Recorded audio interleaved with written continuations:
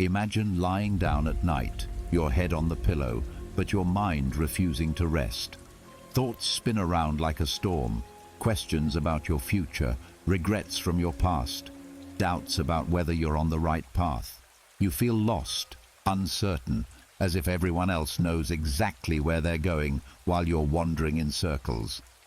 But here's the truth. Feeling lost is not failure. It's part of being human. The Stoics knew this thousands of years ago. They understood that life is not a straight road, but a winding path filled with fog, detours, and crossroads. And instead of fighting that lostness, they taught us to embrace it, to see it as a teacher, not an enemy. Because sometimes, not knowing where you're going is the very thing that helps you discover who you really are. Tonight, you're not just going to hear words, you're going to let timeless Stoic wisdom guide you into rest. Each teaching you hear will not only calm your mind, but also remind you it's okay to feel uncertain, it's okay to pause, it's okay to not have all the answers. So get comfortable, breathe deeply, and prepare to let go of the weight you've been carrying all day. By the end of this, you won't just fall asleep. You'll fall asleep knowing that even in lostness, you are exactly where you need to be. The night is calm, and the world around you is slowing down. Your eyes may be heavy, but your thoughts are still restless. Somewhere inside, there's a quiet question rising. Why do I feel so uncertain? Why does it seem like I'm wandering without direction? These moments can feel heavy, almost like a secret weakness. Yet what if this isn't weakness at all? What if being unsure is not a flaw, but a stage every soul must pass through? The Stoics believed exactly that. They understood that no person can travel through life without seasons of confusion. To them, wandering was not proof of failure. It was proof that you are alive, still searching, still learning. They would tell you that those who think they know everything are the ones most blind. True wisdom comes from those who admit they are lost and keep walking anyway. Think about the way we are raised. From an early age, we are told to have goals, to know exactly what we want to be, to follow a clear plan that will carry us from childhood to success. We are told to choose a career, to stay on track, to move forward as if life were a straight road. And when we stumble, when we realize we don't know the way, we feel shame. We tell ourselves that something is wrong with us, but the Stoics would shake their heads gently at this. They would say that to wander is to be human. Even the wisest leaders, the strongest emperors, and the most disciplined philosophers faced nights when they didn't know what tomorrow would bring. Marcus Aurelius, a man who ruled one of the greatest empires in history, often wrote about doubt in his private notes. He admitted feeling unsure, admitted struggling to see the right choice, admitted feeling lost even while sitting on a throne. If someone with all the power of Rome could confess to wandering, then surely your uncertainty is not weakness. It is simply part of being alive. There is a freedom in letting yourself accept this truth. When you stop fighting against being lost, you make space for discovery. When you stop demanding that life give you all the answers, you become open to seeing what is right in front of you. Seneca once compared life to sailing. He said the winds are always shifting. The sea is never the same. No sailor controls the storm. What they control is the direction of their sails. To wander, then, is not to drift pointlessly. It is to learn how to adjust when the winds of life change. It is to let the unknown guide you toward places you never expected to reach. This permission to wander matters because it removes the pressure of perfection. So many of us live under the weight of, "I should already know." We look at others and think they have it figured out. But what you don't see are the countless moments of doubt that everyone hides. To be lost is not to fall behind. It is to be exactly where every person eventually finds themselves. It is the stage that forces growth. A child stumbles before they can walk. Adults stumble through confusion before they can truly live with wisdom. The Stoics were practical. They didn't deny that wandering is uncomfortable. They didn't tell people to smile and pretend everything is fine. They acknowledged the fear, the frustration, the anxiety that comes with not knowing. But instead of calling it weakness, they taught people to listen to it. That anxious energy is not there to destroy you. It is there to show you what you care about, what matters deeply to you, and what you are afraid to lose. If you can sit with that feeling, it becomes a teacher. It reveals attachments that may no longer serve you, and it points to values that need to be rediscovered. Epictetus, who was born a slave and later became a philosopher, understood this better than anyone. He lived much of his life with no control over where he was, no certainty about his future, and no security in the present. If anyone had reason to despair at being lost, it was him. But instead, he found freedom within. He taught that when you cannot control the road beneath your feet, you can still control how you walk it. He turned his wandering into wisdom. His lesson is simple. Stop asking, "Why am I here?" and start asking, "What can I learn from being here?" Modern science now echoes this ancient truth. Psychologists have discovered that moments of uncertainty actually awaken the brain. When we don't know the way, our minds work harder to make sense of things, to connect ideas, to discover solutions. This is why many breakthroughs happen after long periods of confusion. The mind, forced out of its comfort zone, begins to see differently. What feels like lostness is often the soil where creativity grows. The Stoics didn't know neuroscience, but they knew the power of struggle. They saw that life's hardest seasons often plant the seeds of wisdom. There is also a quiet beauty in wandering. Think of the times you've taken a walk without a destination, when you allowed yourself to notice the small details of the world, the color of the sky, the way a leaf turns in the wind, the sound of distant laughter. Wandering in life can be similar. When you release the pressure of needing a clear direction, you begin to notice the small lessons that certainty would have blinded you to. A conversation with a stranger, a book you didn't plan to read, a mistake that forces you onto a new road, all of these become meaningful when you allow yourself to wander without fear. Of course, wandering does not mean giving up. The Stoics were never advocates of surrendering to despair. What they taught instead was flexibility. Life is unpredictable. Plans collapse, goals change, dreams shift. To wander with strength means to stay open to this unpredictability, to move with it rather than against it. It means holding on to your values as a compass rather than demanding a map for every step. The compass tells you who you are and what matters. The map, on the other hand, will always change, sometimes without warning. So when you feel lost, remind yourself that you do not need to carry the whole map in your head. You only need to know the values that will guide your next step. The Stoics taught that virtue, living with honesty, courage, wisdom, and self-control, is the compass that never fails. Even if the road twists and turns, as long as you hold on to that compass, you are never truly without direction. Let this sink in. Uncertainty does not mean you are failing. It means you are living. It means you are growing. Every human before you has wandered. Every soul has questioned. Every wise person has been unsure. Feeling lost is the shared thread of humanity, not the mark of failure. As you rest tonight, Give yourself this permission. Allow yourself to be in the space of not knowing. Release the heavy demand to have every answer. Understand that the very state of being lost may be shaping you into someone wiser, more resilient, more open to life's possibilities.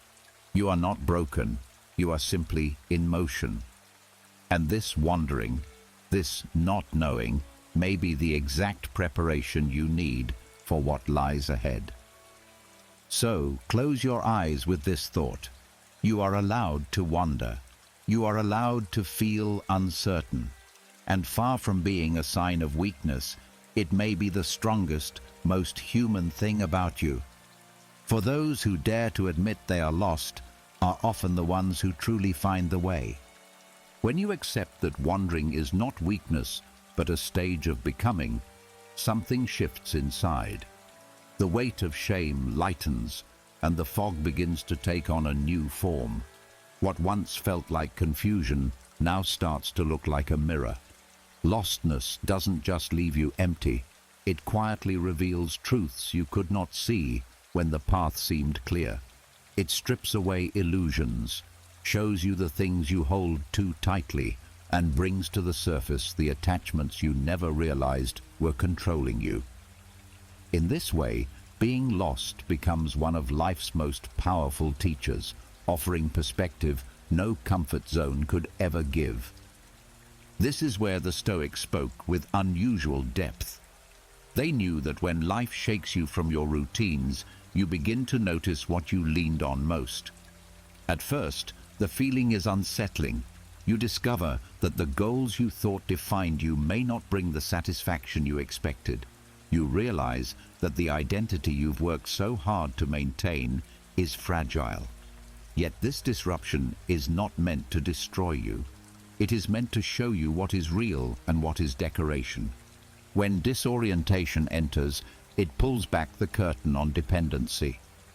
You suddenly see that much of your peace rested on conditions you couldn't control: your reputation, your possessions, your social circle, your sense of importance. These are the things the Stoics called externals, the things they placed under the category of indifference. Not because they had no value, but because they are never truly in your power. When life pushes you off balance, you learn quickly which parts of you were built on solid ground and which were built on sand. This lesson can feel harsh, but it is also liberating. If your peace crumbles every time fortune changes, then it was never peace at all. True stability, the Stoics argued, comes from knowing what belongs to you and what doesn't. You cannot control what others think of you, but you can control the honesty of your own actions. You cannot guarantee wealth, but you can govern how wisely you use what you have. You cannot prevent every loss, but you can shape how you meet it, with despair or with resilience. Lostness has a way of pushing these lessons to the surface in a way comfort never can. When everything is steady, you rarely question what holds you together. But when the ground shifts, you see clearly what you were gripping. Perhaps it was a job title that gave you a sense of worth. Perhaps it was the approval of a parent long after childhood had ended. Perhaps it was the illusion of control, believing that careful planning could guard you from the unexpected. When disorientation strips these away, you are left facing yourself. And in that reflection lies both the pain and the gift. Seneca once wrote that adversity introduces a man to himself. Lostness does the same. It shows you the parts of your identity that were borrowed, the roles you were playing because you thought they made you valuable. It gives you the chance to step back and ask, if this is taken from me, who am I really? These questions are uncomfortable, but they open the way to freedom. You begin to see that you are more than your labels, more than your possessions, more than the stories others tell about you. Perspective comes slowly, but it comes with clarity. You may realize that the things you chased were not truly your own desires, but expectations handed down by others. You may see that the fear of losing approval shaped more of your choices than your genuine values. You may discover that the routine you thought kept you safe was also keeping you small.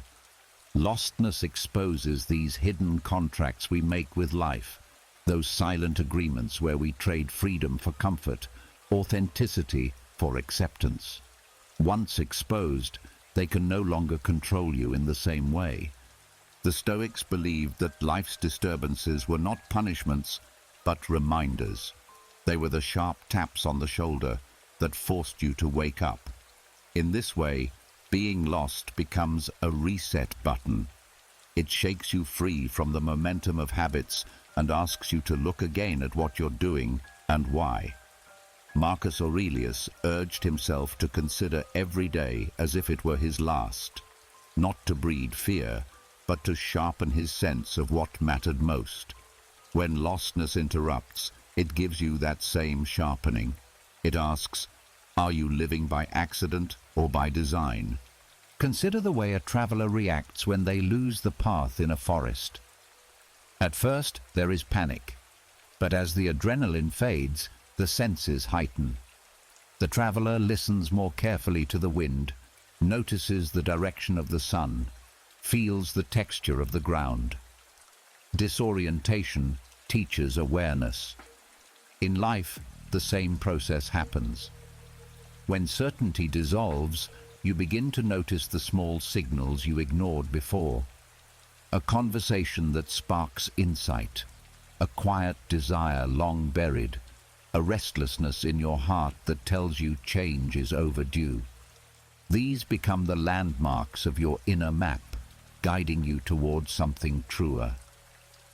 Lostness also humbles us. It shows that no matter how strong or intelligent we think we are still subject to forces beyond our control. This humility is not defeat, but wisdom.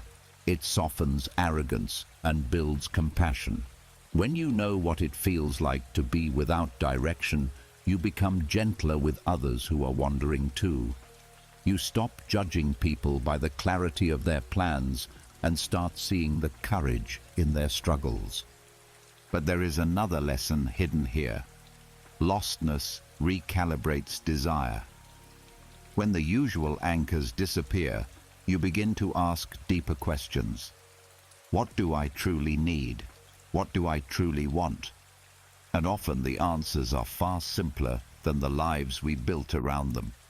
You may realize you don't need constant recognition, only meaningful work. You may discover you don't need endless possessions, only security and enough to share. You may learn that what brings the deepest peace is not control, but alignment with your values. In this way, disorientation is not the enemy of direction. It is the seedbed of true direction.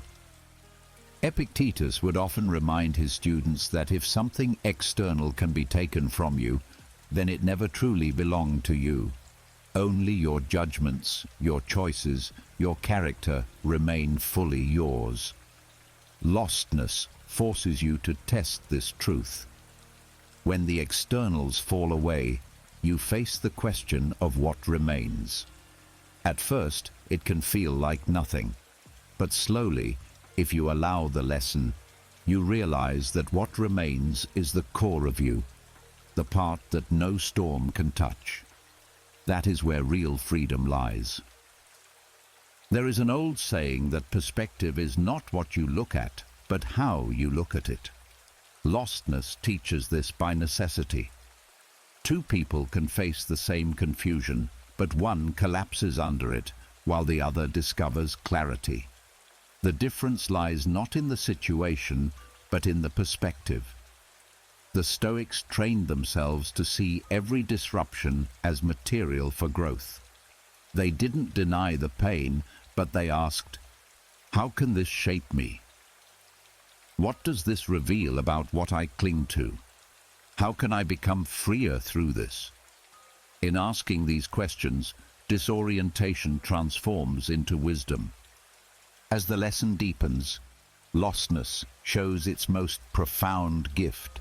It breaks the illusion of permanence. It reminds you that nothing external is guaranteed, that life is always in motion.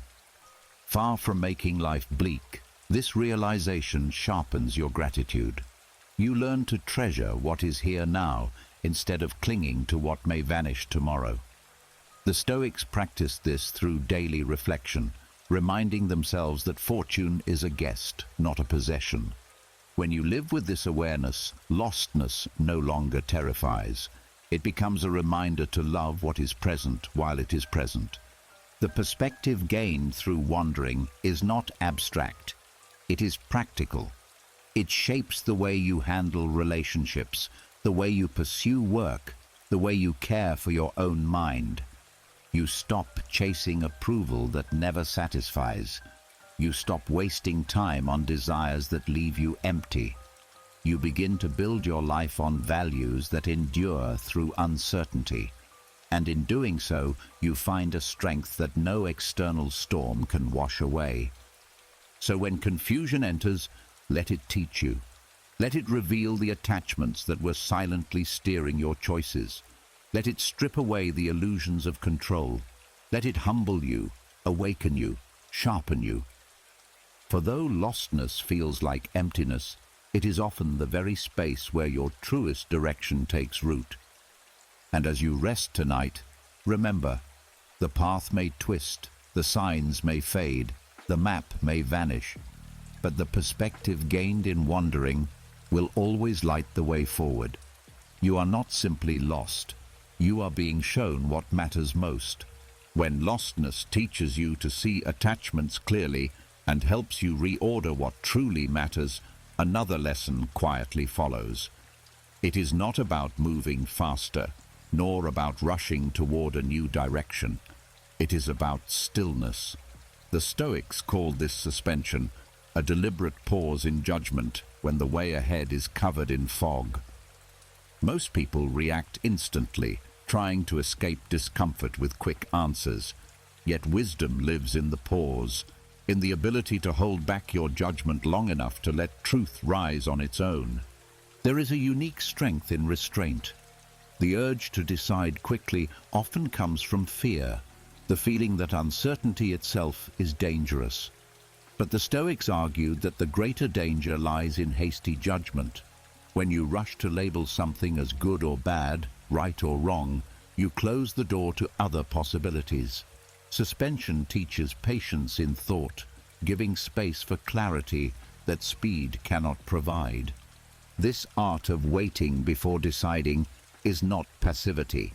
It is active discipline, a training of the mind to resist the pull of impulsive reaction. To suspend judgment is to say, I will not let appearances rule me. I will give my reason time to separate what is within my control from what is not, to measure whether my thoughts are grounded in truth or distorted by emotion. In daily life, this practice shows itself in countless ways. A harsh word is spoken to you, and the instinct is to call it an insult.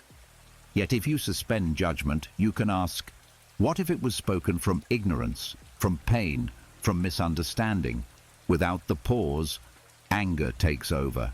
With the pause, compassion may find space.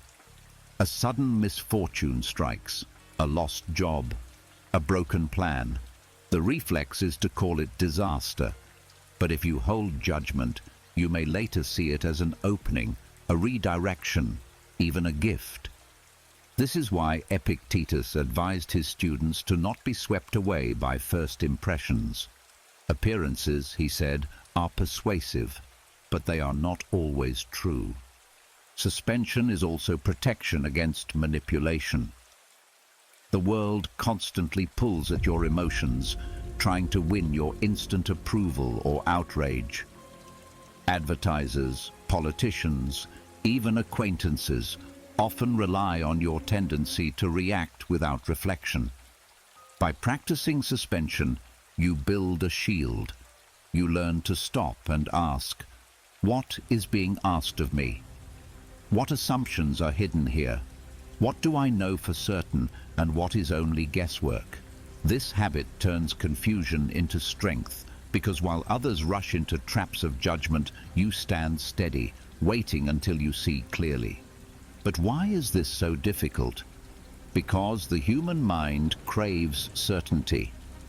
Uncertainty feels like standing on shifting ground, and the instinct is to grab any stone, even if it is unstable. Suspension demands that you resist this craving, that you hold steady in uncertainty without rushing to resolve it. This is where courage meets patience. The Stoics saw it as an exercise in freedom, the freedom not to be pushed by appearances, not to be ruled by fear of the unknown. Consider how Marcus Aurelius approached his own doubts. In his writings, he constantly reminded himself that what appears as harm may not be harm, and what appears as fortune may not be fortune. He trained his mind to wait, to test impressions before granting them power. This was not detachment in the cold sense, but clarity in action. By suspending judgment, he made room for reasoned choice instead of impulsive reaction. This practice also reshapes relationships. How often do conflicts arise because we assume motives, because we judge another's words before understanding them fully? Suspension interrupts this cycle. By pausing, you allow space for listening, for asking questions, for recognizing that your first interpretation might be wrong. This humility does not weaken you, it strengthens connection. It shows that you are not enslaved by ego, but guided by clarity. The benefits of this discipline extend even to the inner world. How many times have you judged yourself harshly at the first sign of failure? Without suspension, a single mistake becomes evidence of unworthiness. With suspension, you create distance between the event and the conclusion. You can say, "This happened, but I will wait before deciding what it means." Perhaps it is not failure, but a step toward growth. Perhaps it reveals not weakness, but resilience in practice. By pausing, you soften the grip of self-condemnation and make space for understanding. Suspension also refines desire. When you feel a surge of wanting, whether for recognition, possession, or comfort, the instinct is to label it as necessary. But if you suspend judgment, you can ask, will this truly serve me? Or is it just appearance, a passing impulse dressed as need? In pausing, you gain freedom from desires that lead to emptiness. You begin to want less blindly and to choose with greater wisdom. There is an elegance to this way of living. It does not mean standing still forever, refusing to act. It means training yourself to act from clarity instead of impulse. The Stoics understood that time reveals much. An insult often fades when ignored. A misfortune may turn into opportunity when given months to unfold. A desire that feels urgent today may seem irrelevant tomorrow. By pausing, you align your choices with what endures rather than with what passes. This is not easy, but it is a discipline like any other. Just as the body strengthens through exercise, the mind strengthens through repeated practice of suspension. Each time you resist the urge to judge instantly, you build the muscle of patience. Each time you withhold agreement from a deceptive impression, you train the mind to stay free. Over time, what once felt like effort becomes natural, and what once felt like hesitation becomes wisdom. Even modern psychology speaks to this.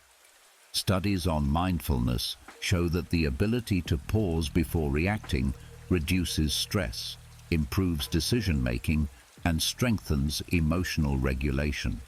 What the Stoics practiced as suspension, we now understand as giving the brain space to engage reason rather than instinct. The wisdom of the ancients is confirmed. Clarity lives in the pause. Suspension also connects deeply to the Stoic view of control. They taught that while you cannot control events, you can control your judgments of them. To suspend judgment is to keep that control firmly in your own hands. The world may throw appearances at you, but you choose whether to accept them. This is sovereignty of the mind, a freedom that no external force can take. There is also peace in this practice. Much of life's turmoil comes not from events themselves, but from the judgments we rush to place upon them. By suspending judgment, you silence the storm of unnecessary suffering. A setback no longer has to be labeled catastrophe. A silence from a friend no longer has to be labeled rejection. In the pause, you find calm. You create room for a more generous interpretation, for patience, for kindness. Suspension even sharpens your relationship with time. When you rush to judgment, you are trapped in immediacy. When you pause, you step outside of time's pressure. You create a small eternity in which thought can settle and wisdom can surface. This timeless moment becomes a refuge, a place where clarity gathers before action resumes. Over and over, the Stoics reminded themselves and their students to watch impressions closely. Epictetus warned that appearances come with great force, but the wise person resists being carried away. He urged a mental practice. When a thought arises, test it. Ask if it belongs in your control. Wait before giving it power. This is suspension in action, a skill that transforms confusion into steadiness. As you reflect tonight, consider the ways you can begin this practice. The next time an emotion surges, instead of rushing to label it, breathe and wait. The next time you feel pressure to decide instantly, give yourself space. The next time an impression tries to dictate your judgment, hold it at arm's length until reason can examine it. In these small pauses, you will discover a strength quieter than action, but more enduring than reaction. Suspension is not about withdrawal from life. It is about entering life more wisely. It is the art of holding back enough to see clearly, of pausing long enough to act with intention. It is the discipline that transforms lostness into clarity, confusion into wisdom, and uncertainty into freedom. So, as you close your eyes and prepare for rest, let this teaching settle. You do not need to judge every thought, every event, every moment instantly. You have permission to wait, to breathe, to let things unfold before deciding their meaning. In that pause lies your freedom, your clarity, your peace. And in that space of suspension, you will find the quiet power the Stoics cherished, a power that can guide you even when every path ahead seems hidden in mist. When you practice suspension and give yourself permission to pause before rushing to judge, you notice something remarkable. Even in the silence of not knowing, there is still a direction within you that does not vanish. It is not written on a map, not handed to you by society, not dependent on fortune's gifts or losses. It is the quiet compass of virtue, and the Stoics believed it was the only true guide a person ever needed. Certainty is what people usually crave. The map, the plan, the assurance that one step will lead to another, and that outcomes can be predicted. But life has never worked like a map. Roads collapse, signs fade, storms block the way. And if your security rests only on having a clear external map, the moment it disappears, you feel broken. The Stoics offered a different way. Instead of chasing a map that cannot last, build within yourself a compass that never fails. This compass was not about directions in space, but directions of character. To them, virtue was the one thing that guaranteed you were on the right path, even when the world around you looked chaotic. Virtue meant living with wisdom, courage, justice, and self-control. These were not abstract ideals, but living tools meant to guide choices when everything else felt uncertain. A compass does not tell you every step, but it always points north. In the same way, virtue does not give you certainty about what will happen, but it always points you toward how to act well, no matter what happens. Consider wisdom. In moments of confusion, wisdom is the ability to see clearly what belongs to you and what belongs to fate. Without this compass, people panic, grasping at control where none exists. But with wisdom, you can conserve your energy for the things you truly govern: your response, your decisions, your integrity. This shift from chasing control to using wisdom is the beginning of peace. Then there is courage. When the road is dark, fear tells you to stop moving altogether. A map cannot always comfort you here because it cannot guarantee safety. But courage whispers, take the next step, even if the whole path is not visible. The Stoics admired courage not as recklessness, but as the steady refusal to let fear dictate your actions. Courage is the compass point that says, even if I do not know the end, I can still move forward with strength. Justice, another part of the compass, keeps your wandering from turning selfish. When you are lost, the temptation is to think only of yourself, to hoard resources, to ignore the needs of others. But justice reminds you that even in confusion, you are part of a larger human family.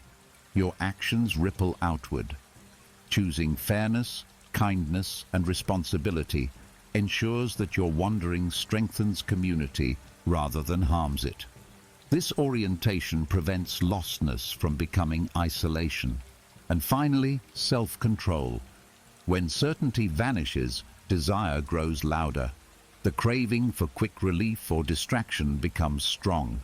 Without a compass, you may run after every impulse, chasing false comforts that lead you further astray. Self-control is the compass point that anchors you.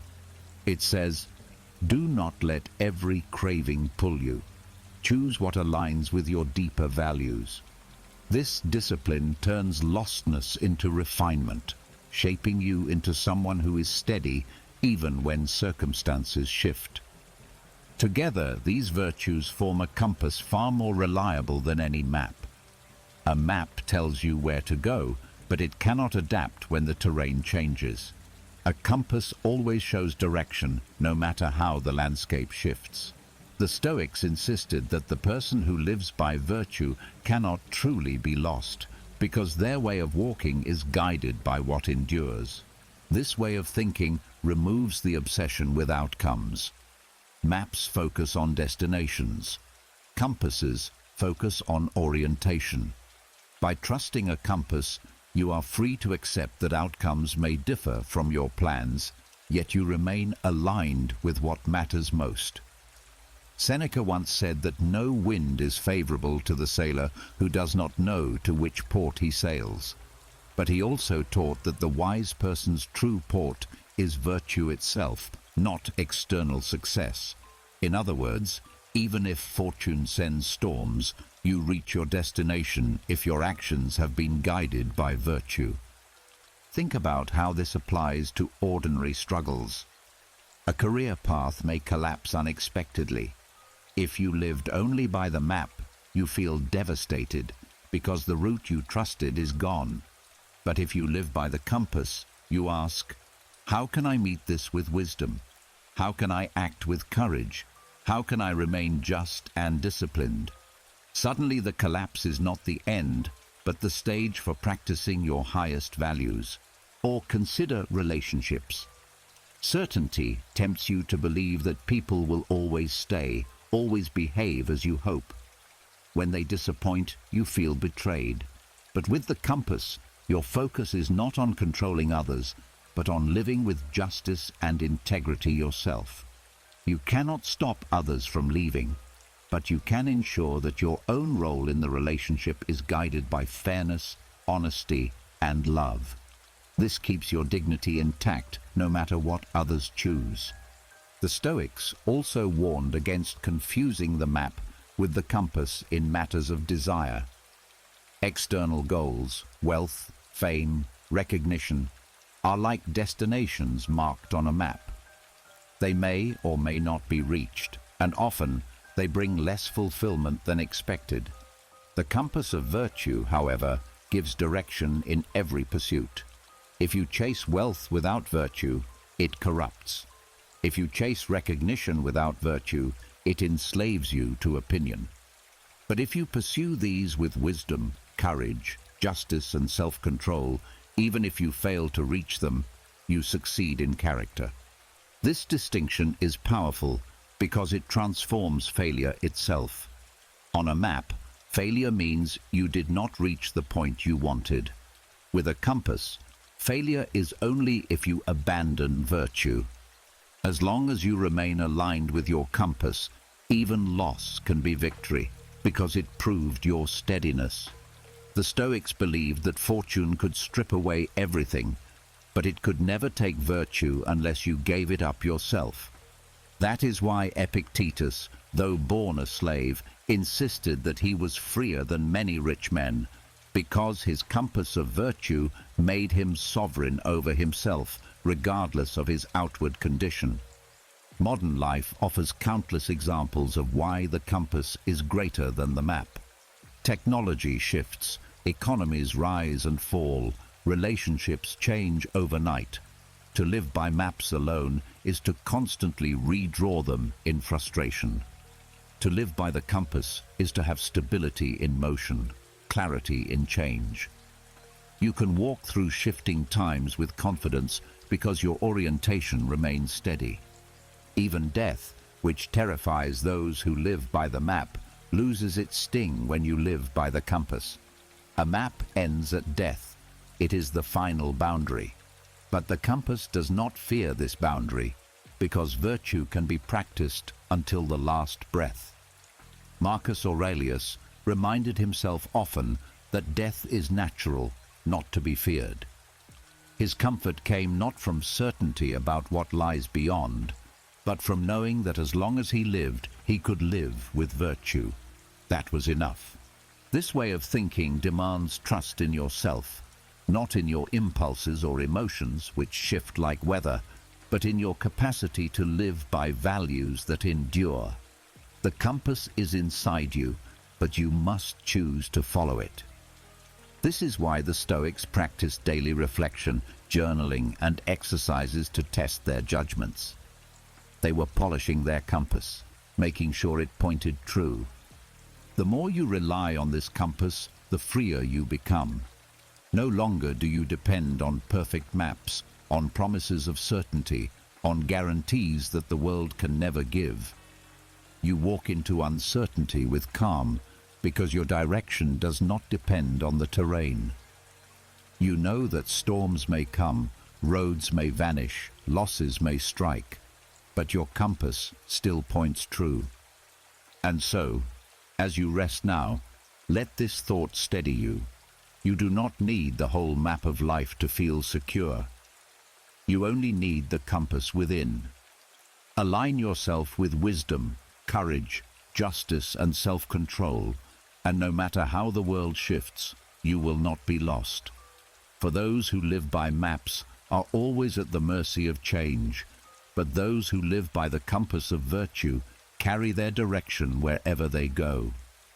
When you begin to trust the compass of virtue more than the map of certainty, something else awakens inside you. The grip of fear loosens, and the need for constant control starts to fade. Yet a new question rises quietly in the background. If virtue guides me within, where do I stand in the vastness beyond me? The Stoics did not avoid this question. They leaned into it. For them, to feel small in the cosmos was not a reason for despair, but an invitation to see life differently.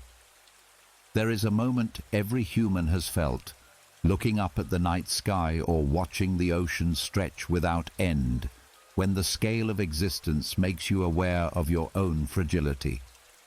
The Stoics treated that awareness as medicine, not poison.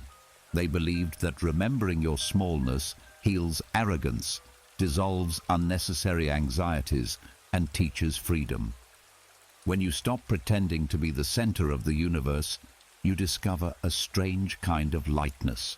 You realize that much of what you fear matters less than you thought, and much of what you cling to is temporary anyway. Marcus Aurelius often reminded himself in his journals that even the greatest empires are dust in the scale of time. Generations rise, generations fall, and the universe continues indifferent to our worries. Far from discouraging him, this reflection grounded his perspective. If the universe is vast and time endless, then the insult of one person, the delay of one plan, the failure of one ambition cannot carry as much weight as our emotions make it seem. By setting your life against the backdrop of the cosmos, you place your troubles in their proper size. Feeling lost within this cosmic scale can also be liberating, because it frees you from the burden of being extraordinary in the eyes of the world. When you realize that even the most famous figures of history are forgotten by most, the pressure to constantly prove yourself dissolves.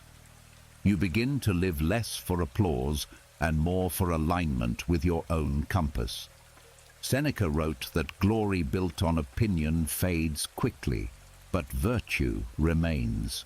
The cosmos itself does not care about your reputation, and that is good news. It means you can live truthfully without needing the crowd's approval. There is also humility here, the kind that reshapes how you relate to others. If you are small, then so is everyone else. No person is truly above or below another when viewed from the perspective of stars and centuries. Kings, workers, philosophers, and children all share the same fragile breath and will one day return to the same earth. This dissolves envy and arrogance. Why envy what vanishes so quickly? Why boast about what will be forgotten in time? Lostness, when set against cosmic citizenship, becomes less frightening. You see yourself as part of a shared human family moving through a temporary stage, equal in both limits and dignity. The Stoics describe this belonging through the concept of cosmopolis, the idea that every person is a citizen of the universe before they are a citizen of any one city or nation. This vision expands your identity. You're not merely the product of a hometown, a career, or a family name. You are woven into the fabric of nature itself. The air you breathe is shared. The stars above you shine on all. The cycle of seasons carries you along with every other living thing. When you feel lost, remembering that you are part of this greater whole can replace loneliness with connection. Yet this connection does not erase individuality. It gives it meaning. You may be small, but you are not meaningless. In the Stoic view, each person carries a role, however modest, in the harmony of the whole. Just as a single note matters to the melody, your choices contribute to the larger rhythm of existence. To live with virtue is to play your note well, without needing to control the entire song. This is why Epictetus advised focusing on your part in the cosmic play, leaving the script of the entire drama to the director, which is nature or fate. From this perspective, feeling lost is transformed into freedom. If you are not responsible for controlling the universe, then you can let go of the crushing weight of impossible expectations. You do not need to fix everything, own everything, or know everything. Your task is simpler: to play your role with integrity and let the rest unfold as it must. This is not passivity, but liberation, the relief of setting down what was never yours to carry. Modern science echoes this perspective in surprising ways. When astronauts describe the overview effect, the shift in consciousness they experience seeing Earth from space, they speak of a sudden understanding of unity, fragility, and humility. Borders vanish, conflicts look small, and the planet itself appears as one living system. This modern testimony reflects the Stoic insight that stepping back to see your place in the cosmos shrinks the anxieties that consume daily life. You realize that much of what feels overwhelming is only noise on the surface of something immeasurably larger. This shift in perspective also nurtures gratitude. When you see yourself as a cosmic citizen, you notice how much is given to you freely. The warmth of the sun, the renewal of rain, the cycles that support life without your effort. Instead of obsessing over what is missing, you begin to marvel at what has already been provided. Marcus Aurelius often urged himself to look at the beauty of nature as a reminder that he was part of something vast and ordered. This gratitude, born from smallness, softens despair and builds resilience. Even death, the greatest source of fear, loses some of its sting when viewed through this lens. If you belong to the cosmos, then death is not exile, but return. The Stoics saw death not as erasure, but as transformation, the dissolving of form back into the larger whole. Just as a wave returns to the ocean, the elements of your body and the breath of your life return to the universe that carried you all along. This does not erase grief, but it reframes it. Being lost to yourself is simply being found again in the whole. This cosmic perspective also sharpens responsibility. To see yourself as a citizen of the universe is to acknowledge that your actions are not isolated. They ripple outward, touching lives you may never meet. Justice, then, is not only about fairness in local matters, but about stewardship of the world itself. Caring for the environment, respecting the dignity of others, living with restraint rather than waste, all become expressions of living well within the cosmic city. Lostness reminds you of this responsibility by pulling you away from narrow concerns and showing you the bigger stage on which your life unfolds. What makes this teaching powerful is that it is both humbling and empowering. Humbling, because you see how small you are in the scale of time and space. Empowering, because you realize you are free to live authentically, without being crushed by the illusion of control or the demand for eternal recognition. The very feeling of smallness that first seemed to threaten you becomes the key to peace. So when you feel lost, let the sky itself be your reminder. You are not alone in confusion. You are part of something larger, something that holds both your uncertainty and your strength. You are not required to know every answer.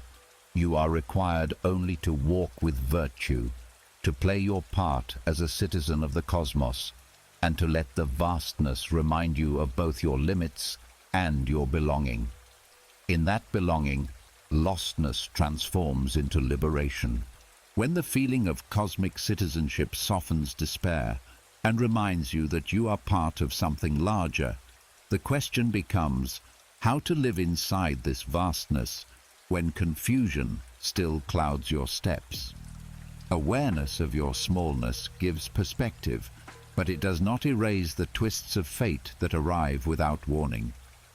The Stoics offered a radical answer here, not only to accept what comes, but to love it. They called this amor fati, the love of fate. It is not resignation. It is a practical art of embracing what life gives, even in times when the path ahead seems like shifting sand. To love fate means to meet events not with bitterness, but with trust that they belong to the story of your becoming. Confusion feels like chaos when you resist it, but it transforms when you begin to see it as material handed to you for growth. Marcus Aurelius urged himself to treat every occurrence, even painful ones, as threads woven into the fabric of the universe. If the whole is good, then each thread has its place, even if you cannot see the full pattern. This teaching is tested most deeply in periods of uncertainty. When clarity is absent, it is natural to ask, why this? Why now? Amor Fati invites a different question. How can I use this?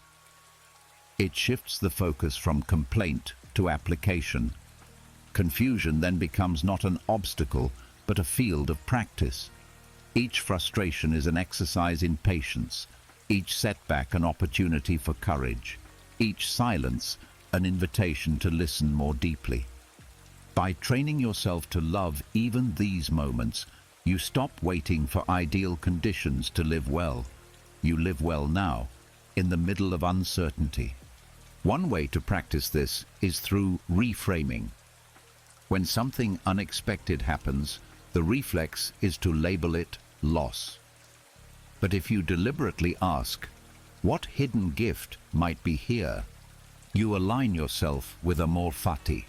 For example, losing a job may look like ruin, but it may also free you from an unhealthy environment and open time to discover a new direction. The confusion of heartbreak may seem unbearable, but it can reveal attachments that were limiting your growth and push you toward deeper self-knowledge. Reframing does not deny pain, but it prevents pain from becoming wasted. Another practice is daily reflection. The Stoics often wrote at night, reviewing the events of the day not with judgment, but with curiosity. This habit builds the muscle of acceptance. When you face confusion, you can ask, how did fate shape me today? What did I resist that could have been embraced? What lesson was hidden in the discomfort? By writing it down, you train yourself to meet tomorrow's confusion with less resistance and more openness. Over time, you begin to recognize patterns, that what once seemed unbearable often becomes a source of strength later.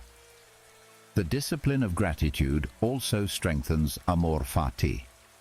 Gratitude is not only for the pleasant, but also for the difficult. To say thank you for confusion is to acknowledge that it sharpens you, humbles you, and reminds you of your limits. Gratitude does not erase difficulty, but it keeps bitterness from taking root. When you whisper gratitude for what confuses you, you begin to notice the subtle ways it is working for your growth, even before clarity arrives. A deeper layer of amor fati is trust in nature's order. The Stoics believed the universe is not random chaos, but structured by reason, even if that reason is beyond human grasp.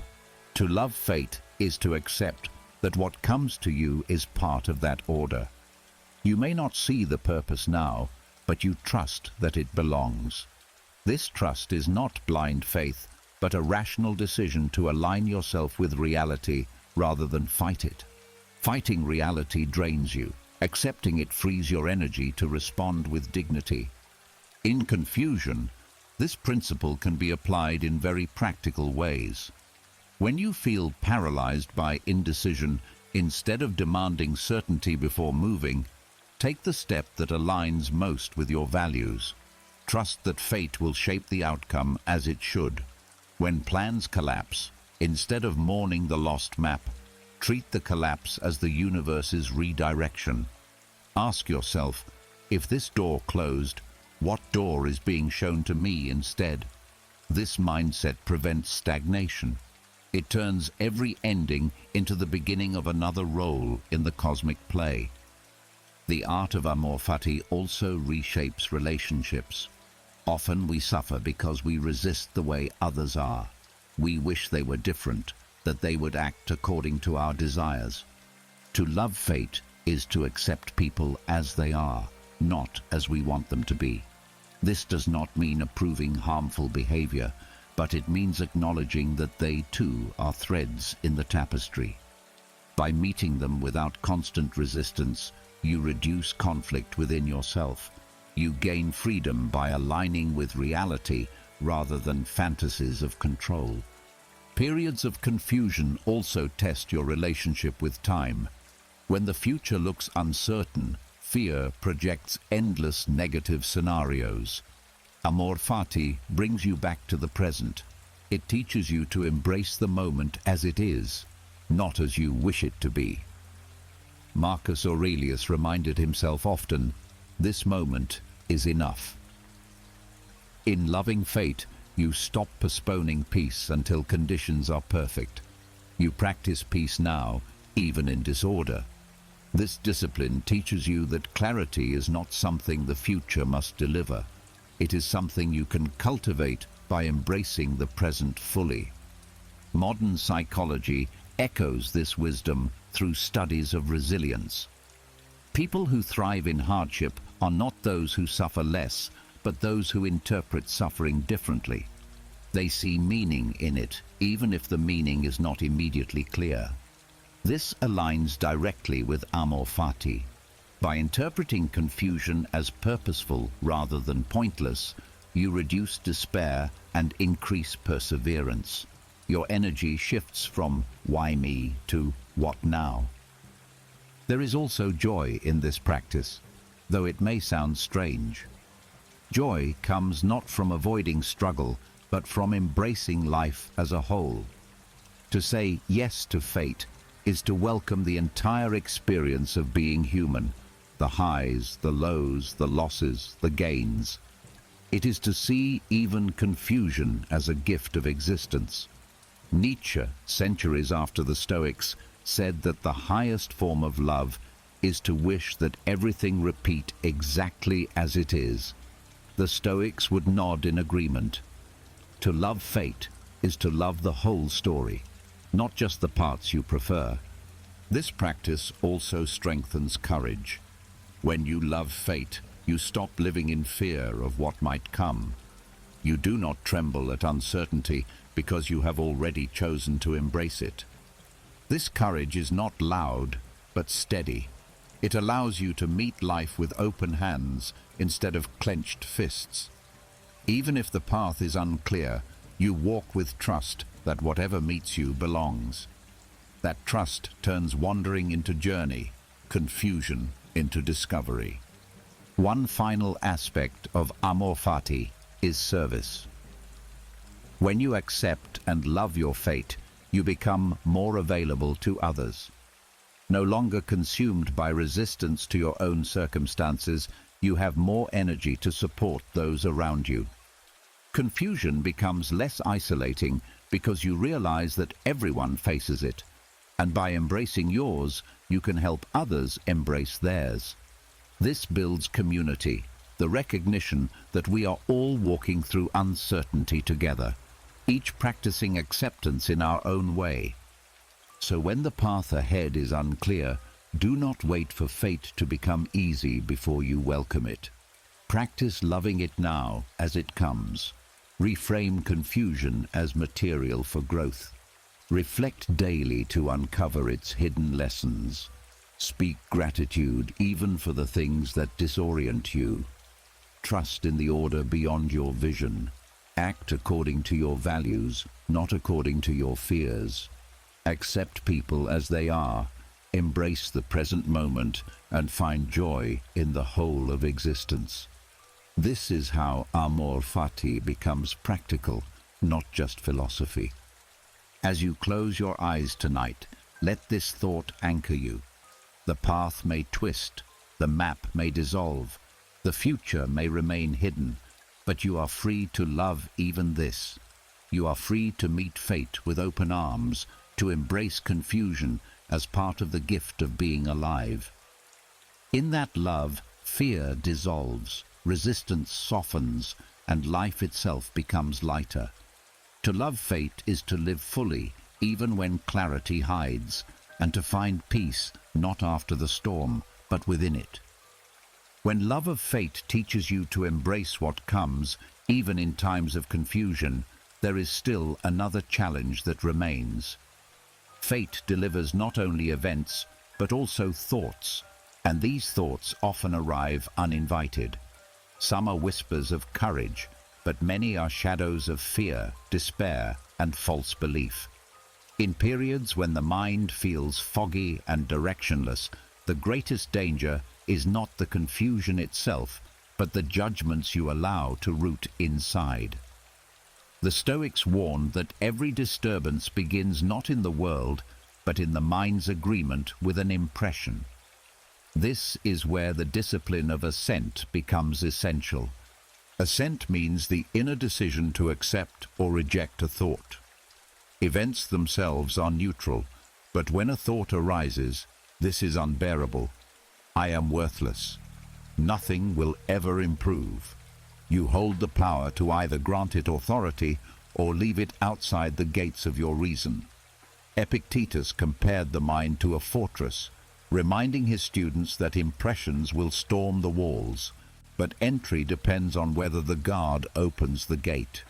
In times of lostness, when the fog of uncertainty is thick, this discipline is your protection. The first step is recognizing that thoughts are not commands.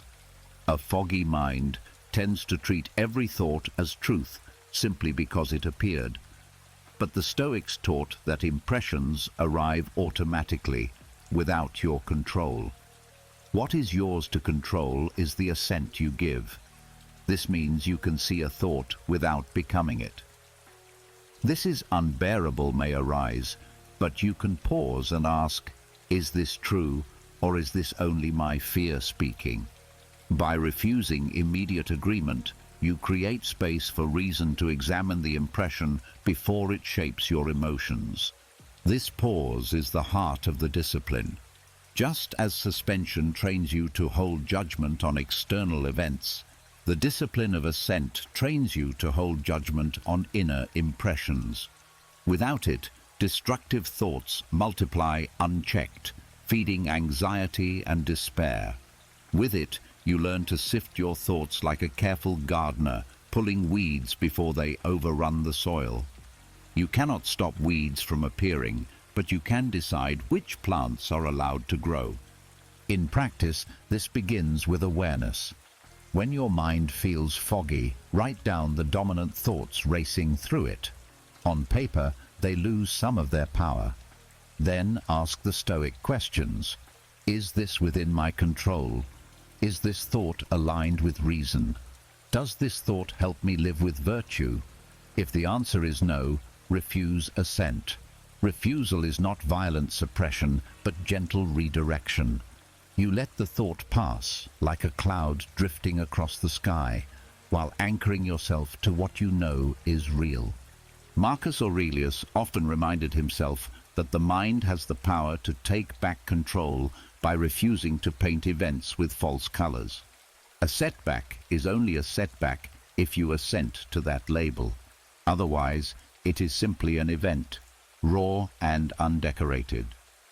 By stripping away the judgments that the mind tries to attach, you free yourself from unnecessary suffering. Pain may remain, but despair is optional, because despair depends on assent.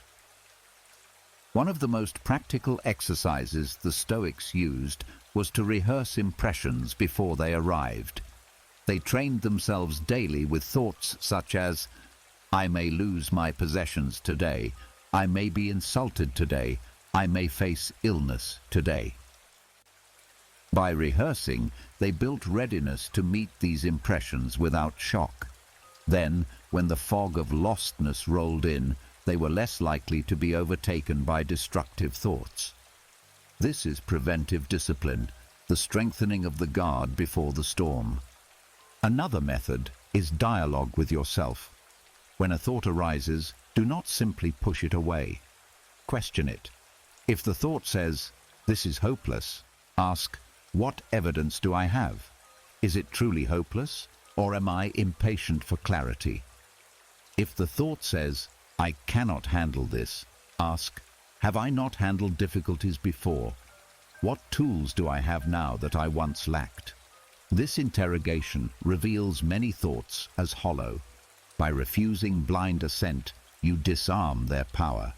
The discipline of assent also sharpens emotional intelligence. Instead of being swept away by anger, fear, or grief, you learn to trace these emotions back to the judgments that fuel them. Anger is often the result of assenting to the belief that you were wronged in an intolerable way. Fear often grows from assenting to the belief that the future must bring disaster. When you identify the judgment beneath the feeling, you can choose whether to keep it. If you withdraw assent, the emotion loses its fire.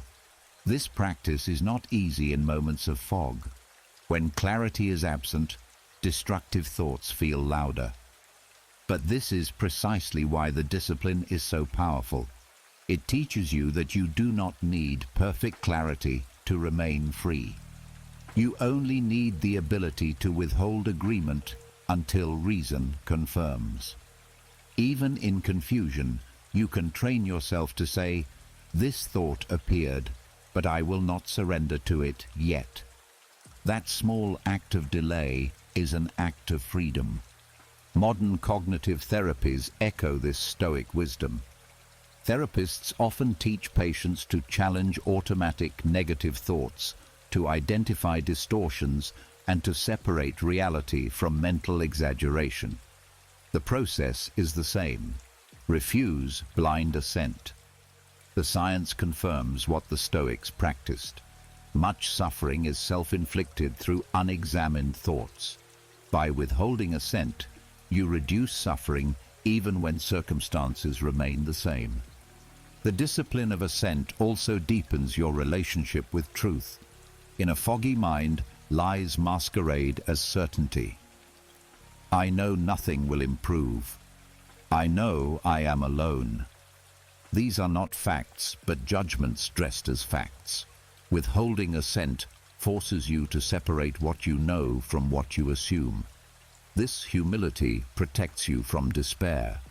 You do not need to claim certainty about the future. You only need to commit to what is within your reach now. Another dimension of assent is learning to affirm what is good. It is not only about refusing destructive thoughts, but also about giving deliberate assent to thoughts aligned with reason and virtue.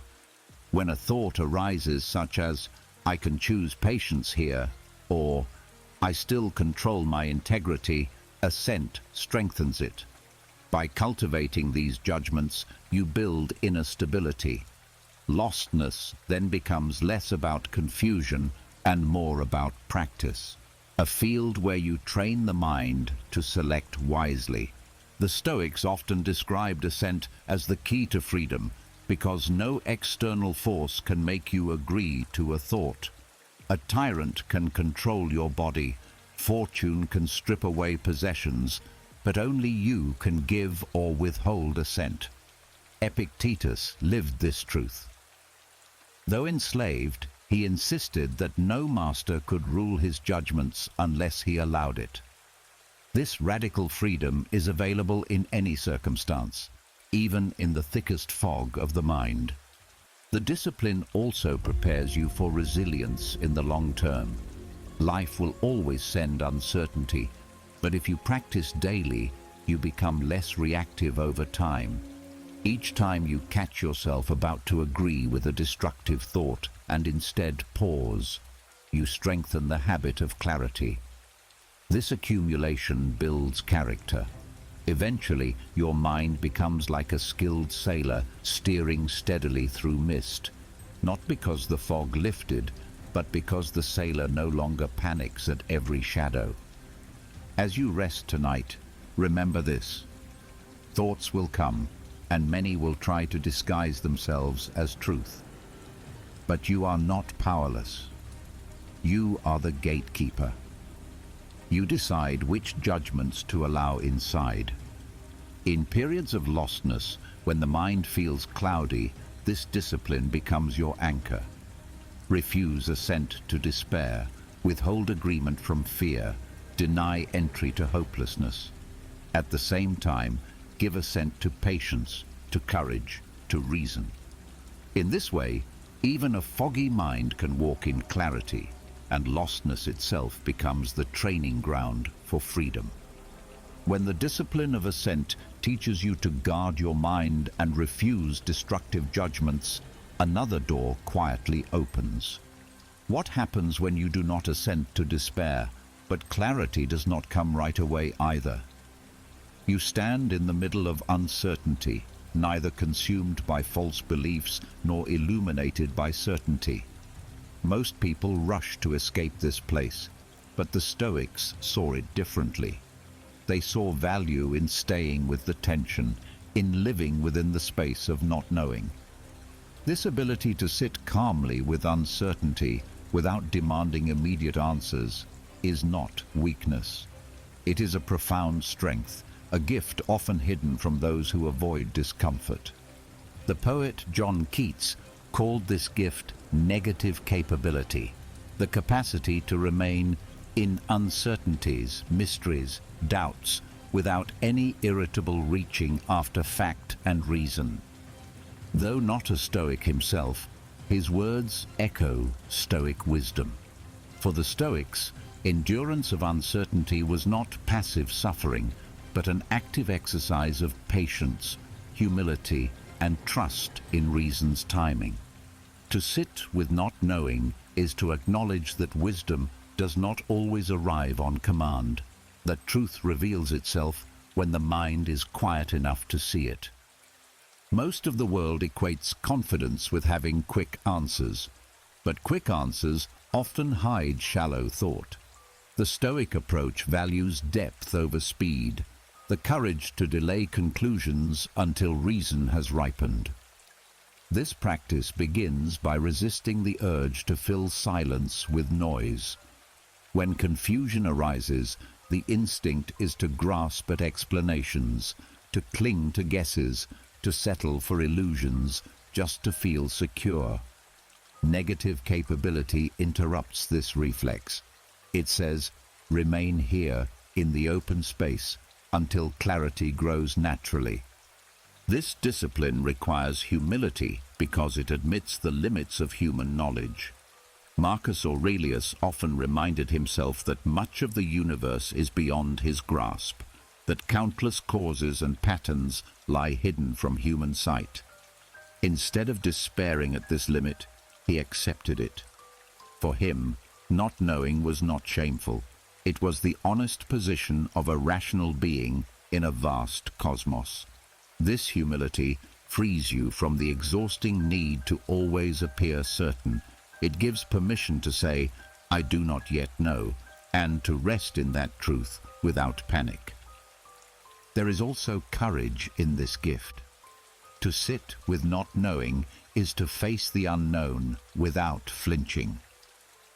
Fear thrives on uncertainty, and most people respond by running toward false certainties. But courage chooses to remain, to feel the weight of doubt without fleeing into denial. This courage builds resilience, because once you realize you can survive uncertainty, it loses much of its power to terrify you. The fog becomes less threatening when you have walked through it before. The practice also sharpens perception. When you do not rush to define or conclude, you become more attentive. You notice subtleties missed in haste, the tone in a conversation, the nuance in a problem, the details in an unfolding event. This patience allows deeper understanding to emerge. Just as a pond clears when it is still, the mind clears when it waits without frantic movement. The Stoics trained themselves in this stillness, not as escape, but as preparation for wiser action. One practical way to cultivate this is through meditation. Not meditation as escape into nothingness, but meditation as deliberate waiting with your thoughts. When confusion arises, sit quietly and let the questions remain unanswered for a while. Notice the urge to resolve them quickly, then release that urge. Over time, this builds tolerance for ambiguity. The unanswered no longer feels like a threat, but like an open space for growth.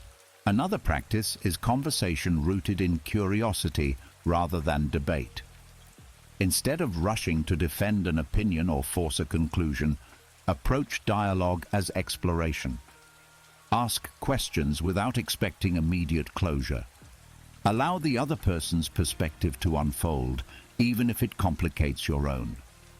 This cultivates negative capability by training you to remain present with uncertainty in human interaction, to honor complexity rather than flatten it into premature certainty. Negative capability also nourishes creativity. Many discoveries arise not from rigid certainty, but from the willingness to linger in confusion. Scientists, artists, and philosophers often describe breakthroughs as arriving after long periods of doubt. The Stoics understood this rhythm. By tolerating uncertainty, you leave room for new ideas to gestate. Certainty, too, quickly closes doors. Patience keeps them open. This gift further transforms relationships. When someone you love suffers, there is a temptation to offer quick solutions, to erase their pain with easy answers. But often, what they need most is your presence, your willingness to sit with them in uncertainty. Negative capability allows you to be with others without rushing to fix them, to share the space of not knowing together. This builds deeper trust because it communicates acceptance of the full human condition. Another benefit is freedom from the tyranny of perfection. Those who cannot tolerate uncertainty often live in constant anxiety, afraid of making mistakes or of being exposed as ignorant. By practicing negative capability, you accept that imperfection is natural, that not knowing is part of growth. This acceptance dissolves much of the fear that paralyzes action. You become freer to experiment, to try, to learn through doing, because you are no longer enslaved to the demand for instant clarity. The Stoics often practiced this by contemplating the vast unknowns of life, death, fate, and the future. They did not claim to have all answers, but they trained themselves to face these mysteries without fear. For them, wisdom was not about eliminating uncertainty, but about living well within it. This is why Epictetus could say that what disturbs people are not events, but their judgments about them. When you sit with not knowing, you withhold the judgments that magnify fear. You accept the mystery without forcing it to conform to your desire for control. This practice also deepens gratitude. When you stop demanding certainty, you begin to appreciate what is clear in the moment. The breath in your lungs, the presence of a friend, the beauty of a tree outside your window. Uncertainty then becomes less of a burden and more of a backdrop against which clarity shines brighter. Gratitude grows because you learn to treasure what you do know rather than obsess over what you do not. Modern psychology supports this as well. Research on tolerance of ambiguity shows that people who can endure uncertainty experience less stress and greater creativity. They are more flexible, adaptable, and resilient. The Stoics practiced this centuries ago, strengthening their capacity to live without panic in the face of the unknown. They understood that certainty is often an illusion, but strength lies in navigating uncertainty calmly. Perhaps the greatest power of negative capability is that it reveals freedom. If you demand certainty before acting, you become paralyzed. But if you can act while still not knowing, guided by your inner compass of virtue, you are free. You no longer wait for perfect maps. You trust your orientation, even in fog. This freedom is profound because it means life's uncertainties no longer control you. You can live fully without needing every question answered. So as you close your eyes tonight, let this lesson rest in your heart. Not knowing is not failure. It is part of being human, part of being alive in a world larger than your understanding. To sit with that mystery calmly, without panic, is strength. It is a gift that makes you resilient, compassionate, creative, and free. To cultivate negative capability is to practice the highest form of courage, the courage to live well even in the midst of uncertainty. When the strength of sitting calmly with not knowing begins to take root, another question emerges. What happens when uncertainty is no longer just an inner fog, but an outer reality where you feel cut off from everything familiar? For the Stoics, this was not a thought experiment. Many of them lived through exile, stripped of their homes, positions, and communities. What most would have seen as ruin, they treated as an invitation to turn inward and discover a deeper kind of freedom. Exile, both literal and symbolic, became a path to clarity. Exile in its physical form was a common punishment in the ancient world. To be sent away from one's city was not only a separation from land, but also from honor, citizenship, and identity. Yet Stoic philosophers refused to let this break them. They understood that while exile could remove external belongings, it could not touch the inner domain of the mind. The essence of who you are remains untouched by borders, governments, or the judgments of crowds. Seneca, in his letters, reminded Lucilius that a wise person carries their homeland inside, for true belonging is not tied to geography, but to the quality of their thoughts and actions. This perspective transforms exile into metaphor. We all experience exile, even if not by law. There are seasons when you feel alien in your own life, separated from what once felt like home. A job loss can exile you from professional identity. A broken relationship can exile you from emotional safety. Illness can exile you from the sense of control over your body. These forms of exile feel like abandonment, yet they carry within them the possibility of discovery. They strip away illusions, leaving only what cannot be taken: your reason, your character, your capacity for virtue. The Stoics taught that such losses force you to ask, what is truly mine? If I lose position, am I still myself? If I lose approval, do I still have worth? Exile answers these questions by tearing away what you thought defined you. At first, this feels like death, but slowly it reveals a simpler truth. Identity grounded in externals is fragile, but identity grounded in virtue cannot be destroyed. Epictetus knew this deeply. As a slave, he lived in a kind of enforced exile from freedom itself.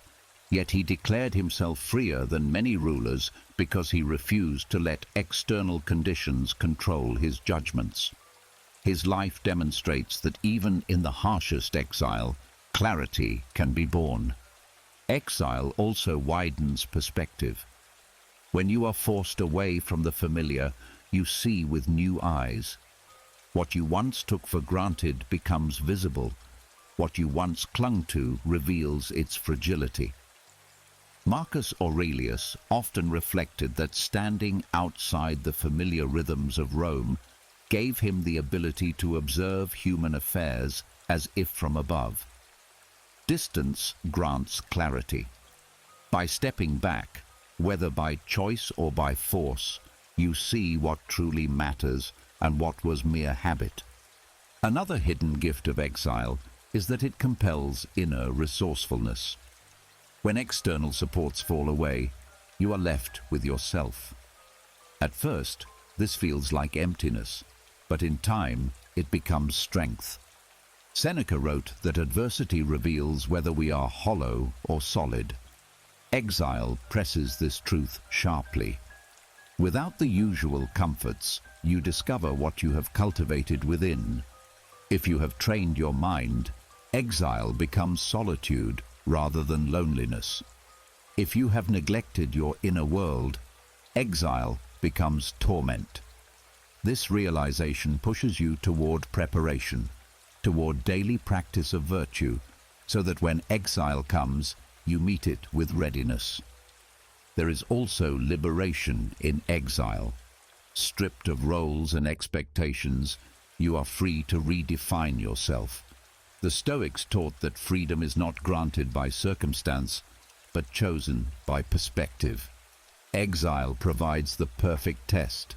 No longer bound to the obligations of society, you can turn inward and ask, who am I without titles, without applause, without recognition?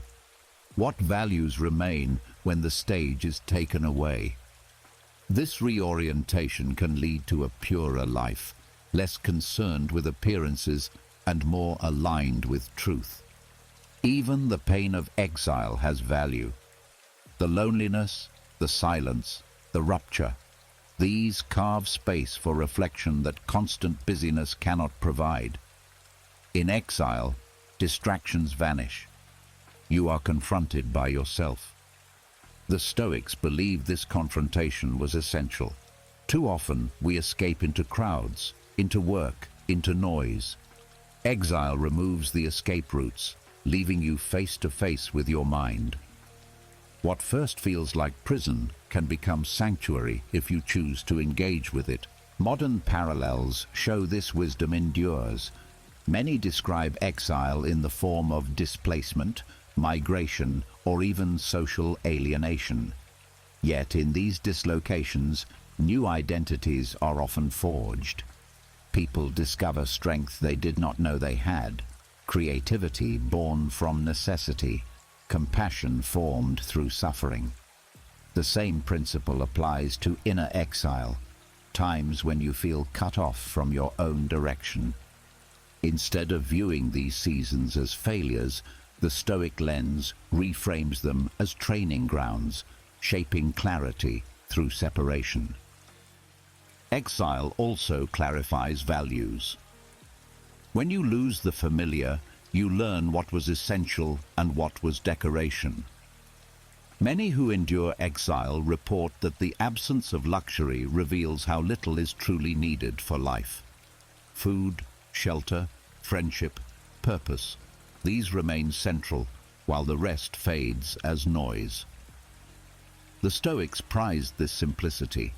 They saw exile as stripping life down to its essentials, freeing the mind from unnecessary burdens. What appears as loss can actually restore focus on what makes life worth living. This clarity extends beyond the self. Exile fosters empathy. Having felt the sting of separation, you understand others in their displacement. You become less quick to judge, more ready to extend compassion. The Stoics believed in universal brotherhood, the idea that all humans share the same reason and dignity. Exile reinforces this, reminding you that no one is truly at home until everyone is recognized as part of the same cosmic city. The discipline of embracing exile also strengthens resilience. Once you have lived through separation and discovered clarity on the other side, fear of loss diminishes. You learn that exile cannot destroy you, that identity and peace remain within reach even when stripped of externals. This lesson prepares you for future challenges, making you less fragile, more grounded. Exile, then, becomes not only a punishment, but a teacher. It reveals the illusions you once lived under, teaches resourcefulness, grants perspective, clarifies values, deepens empathy, and builds resilience. What most would call ruin becomes, through the Stoic lens, transformation.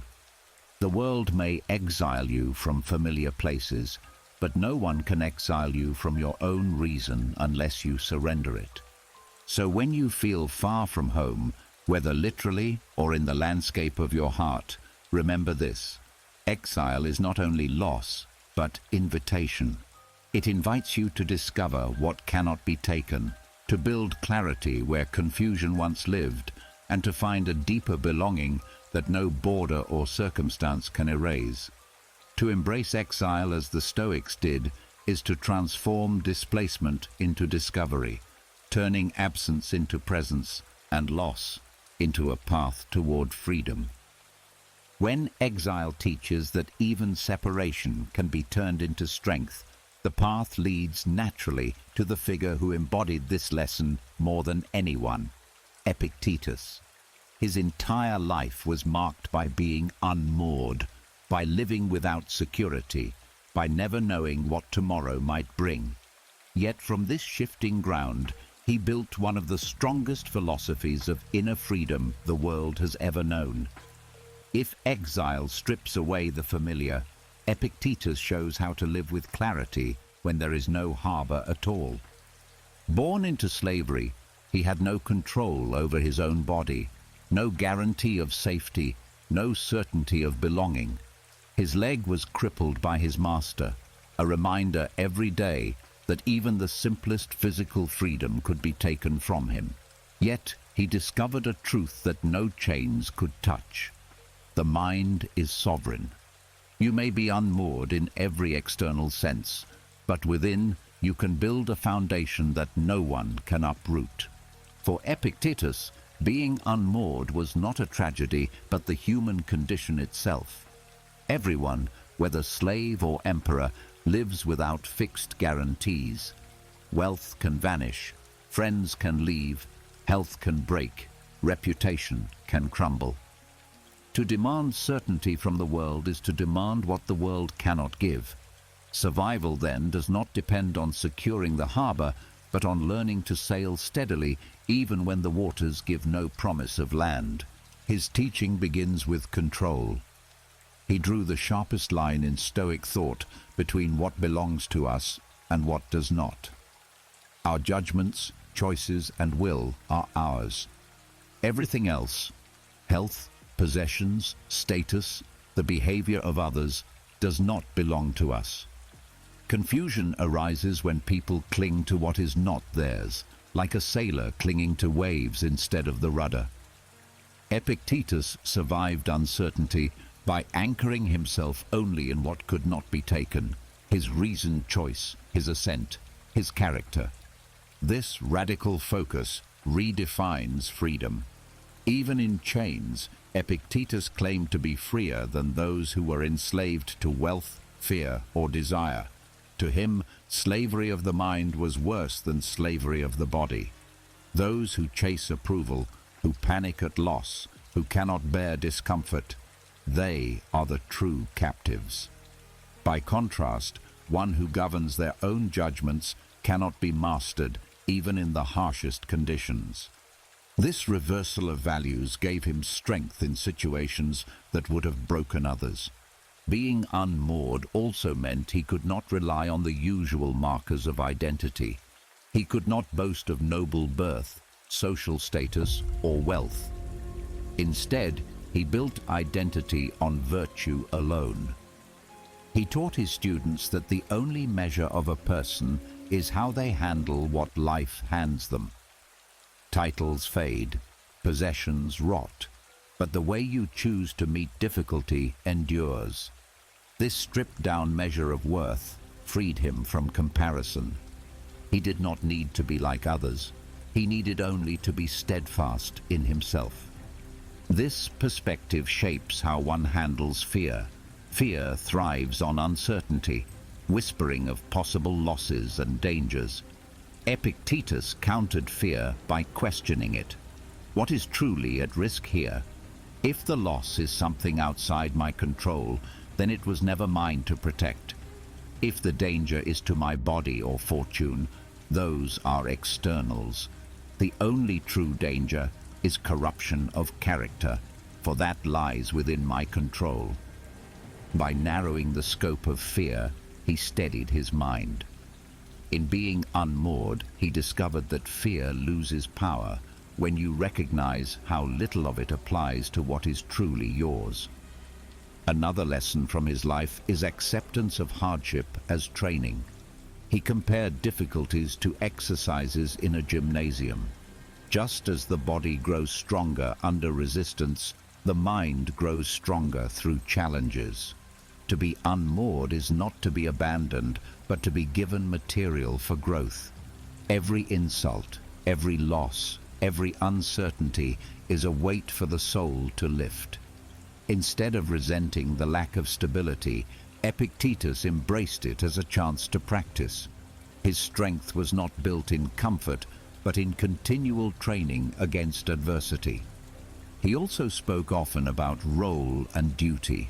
Life, he said, is like a play in which you do not choose your part, but only how well you perform it. To be unmoored means you cannot dictate the script. You may be cast as a beggar, a leader, a stranger, or a slave. But the dignity lies not in the role, but in the performance. If you play your part with courage, justice, and self-control, you succeed regardless of the scene. This freed him from bitterness. He did not ask, "Why was I given this role?" but, "How can I play it with excellence?" From this perspective, even suffering takes on meaning. Pain is real, but the judgment, "This is unbearable," is optional. Epictetus refused to add the burden of despair to the reality of pain. He accepted that hardship was part of the human play, and by enduring it with dignity, he proved the sovereignty of the inner self. This attitude not only preserved his spirit, but inspired his students, who saw in him a man broken in body, yet unbroken in will.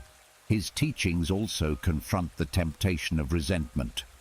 It would have been easy for him to hate his master, to curse his fate, to live in bitterness. Instead, he taught that resentment only enslaves the mind further. If you let hatred rule you, you give away your freedom again. The wise response is to focus on what is in your power, your attitude, your integrity, while letting go of what belongs to others. This refusal to let bitterness consume him is one of his greatest lessons in surviving without clear direction. He urged constant vigilance over the mind. Just as a sailor checks ropes and sails, even when the sea is calm, a person must prepare in times of peace for the storms of uncertainty. This meant daily practices, reflection, self-examination, rehearsal of possible losses. By building discipline in ordinary moments, you are not destroyed when the extraordinary arrives. For Epictetus, being unmoored was never an excuse for neglect. It was a reason for greater preparation. What emerges from his life is not despair, but empowerment. To be unmoored is the natural state of all humans. None of us live with permanent anchors in fortune or stability. Epictetus simply experienced it more directly, and instead of breaking under it, he revealed the hidden freedom available to all. You may not control your station, your body, or your circumstances, but you can control how you meet them. This control is enough to build a life of meaning. The relevance today is undeniable. Many feel unmoored in a world of shifting jobs, changing technology, unstable politics, and fragile relationships. The temptation is to grasp for anchors that cannot hold: wealth, approval, certainty. Epictetus offers another path. Anchor in what is always within reach: your choices, your judgments, your character. This inner foundation cannot be shaken by external storms. As you reflect tonight, let this lesson take root. Being unmoored is not failure. It is the condition of life itself. You do not need a fixed harbor to live well. You need only to govern your mind, to play your role with dignity, to use hardship as training, and to let go of bitterness. Epictetus shows that survival without clear direction is not only possible, but can become the very path to clarity and freedom. When Epictetus showed that even a life unmoored can be lived with strength, he left us with a deeper question. What happens in those quiet but unsettling spaces where one identity has ended, but a new one has not yet begun? These are the times when you feel suspended, stripped of the roles that once defined you, but not yet anchored in what will come next. The Stoics knew these transitions well, and they spoke to the emptiness between roles, not as a void to fear, but as an interval that can be shaped with wisdom. The first challenge of this space is the loss of recognition. When a role falls away, whether parenthood after children leave, work after retirement, or relationships after separation, you can feel invisible. The world no longer mirrors back who you thought you were. For the Stoics, this was the moment to shift identity from the external to the internal. Marcus Aurelius reminded himself often that roles are temporary costumes, while the essence of character is permanent. By grounding worth in virtue rather than titles, you carry stability even when roles dissolve. This void also triggers anxiety because the future is unformed. People crave definition, and without it, the mind fills the gap with fear. The Stoics trained themselves to see this openness differently. They saw transition as fertile ground, a field waiting for cultivation. Seneca wrote that endings are also beginnings in disguise, that every departure clears space for something new. The void is not absence but possibility, though only if you resist the urge to fill it hastily with distractions or false identities. Another difficulty is the temptation to cling to what has already passed. Many suffer because they refuse to release the role they once held, replaying the past as if it could be restored. The Stoics warned against this attachment. To hold on to what is gone is to deny nature's flow. They urged acceptance of impermanence, not as cold detachment, but as alignment with reality. Just as seasons change, so do human roles. To mourn change endlessly is to fight the turning of time itself. The wiser path is to honor the role for what it gave and then step forward into the openness of what follows. The void between roles also highlights the fragility of borrowed identities. When roles collapse, you may discover that much of your self-worth was built on how others saw you. This discovery, while painful, is also liberating. It forces the question, who am I without these labels? Epictetus would answer, you are your judgments, your choices, your virtue. These cannot be taken by time, fortune, or loss. To find yourself in the void is to rebuild on this foundation, shifting from external identity to internal sovereignty. Practical strategies for this rebuilding begin with daily reflection. Writing or meditating on what you still control can anchor you during transition. You may no longer be defined by your profession, but you still control honesty, kindness, discipline, and courage. These can form a new center of gravity. The Stoics also urged practicing voluntary simplicity during transitions. By reducing dependence on externals, you discover how little is required to feel steady. The void then becomes less threatening because you learn that stability comes not from roles, but from clarity of values. Another Stoic tool is the practice of role rehearsal. They advised imagining yourself in new circumstances before they arrive, so the shock of change would be softened. For example, a general might rehearse what it would mean to live as a common citizen again. A parent might rehearse the day when children grow independent. By preparing the mind, transitions lose their sting. Instead of falling unprepared into the void, you step into it with readiness, knowing it is part of the natural cycle. Community also plays a role. While Stoicism emphasizes inner freedom, it does not neglect the value of connection. During the void between roles, isolation can deepen despair. The Stoics encouraged engaging with others, not to cling, but to share in the universal experience of change. Marcus Aurelius wrote that we are made for cooperation, like feet or hands, and even in transition, we remain part of the whole. Conversations, friendships, and acts of service can give structure when identity feels uncertain, reminding you that belonging transcends individual roles. The void also invites a re-evaluation of time. Without a clear role, hours may feel heavy, drifting without purpose. The Stoics taught the careful use of time as the essence of philosophy. Seneca warned that people guard wealth fiercely but squander time carelessly. In transition, you are offered the chance to reclaim time as your own. Instead of seeing empty hours as burdens, you can shape them into study, reflection, or service. The void becomes less about waiting and more about cultivating. It is also in these transitions that the Stoic practice of focusing on the present proves most powerful.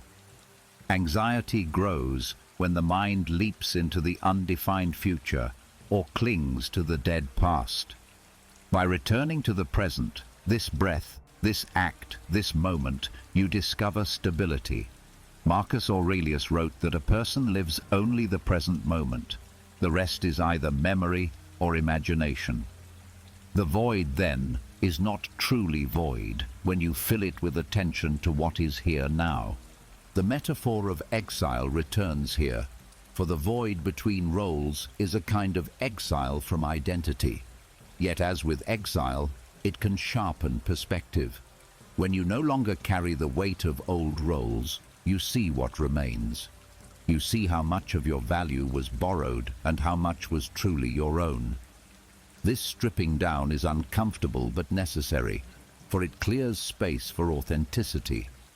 Without the pressure of a role, you are free to ask not what others expect of you, but what you genuinely wish to live by. The Stoics also saw this void as a test of patience. Nature unfolds in its own rhythm, and to demand immediate clarity is to rush against the flow. Patience is not passivity, but trust in timing. Epictetus compared life to a banquet. You do not snatch food before it is served. You wait until it arrives. The void between roles is such a waiting. By practicing patience, you allow new identities to form naturally rather than forcing them prematurely. Yet the Stoics did not advocate inaction.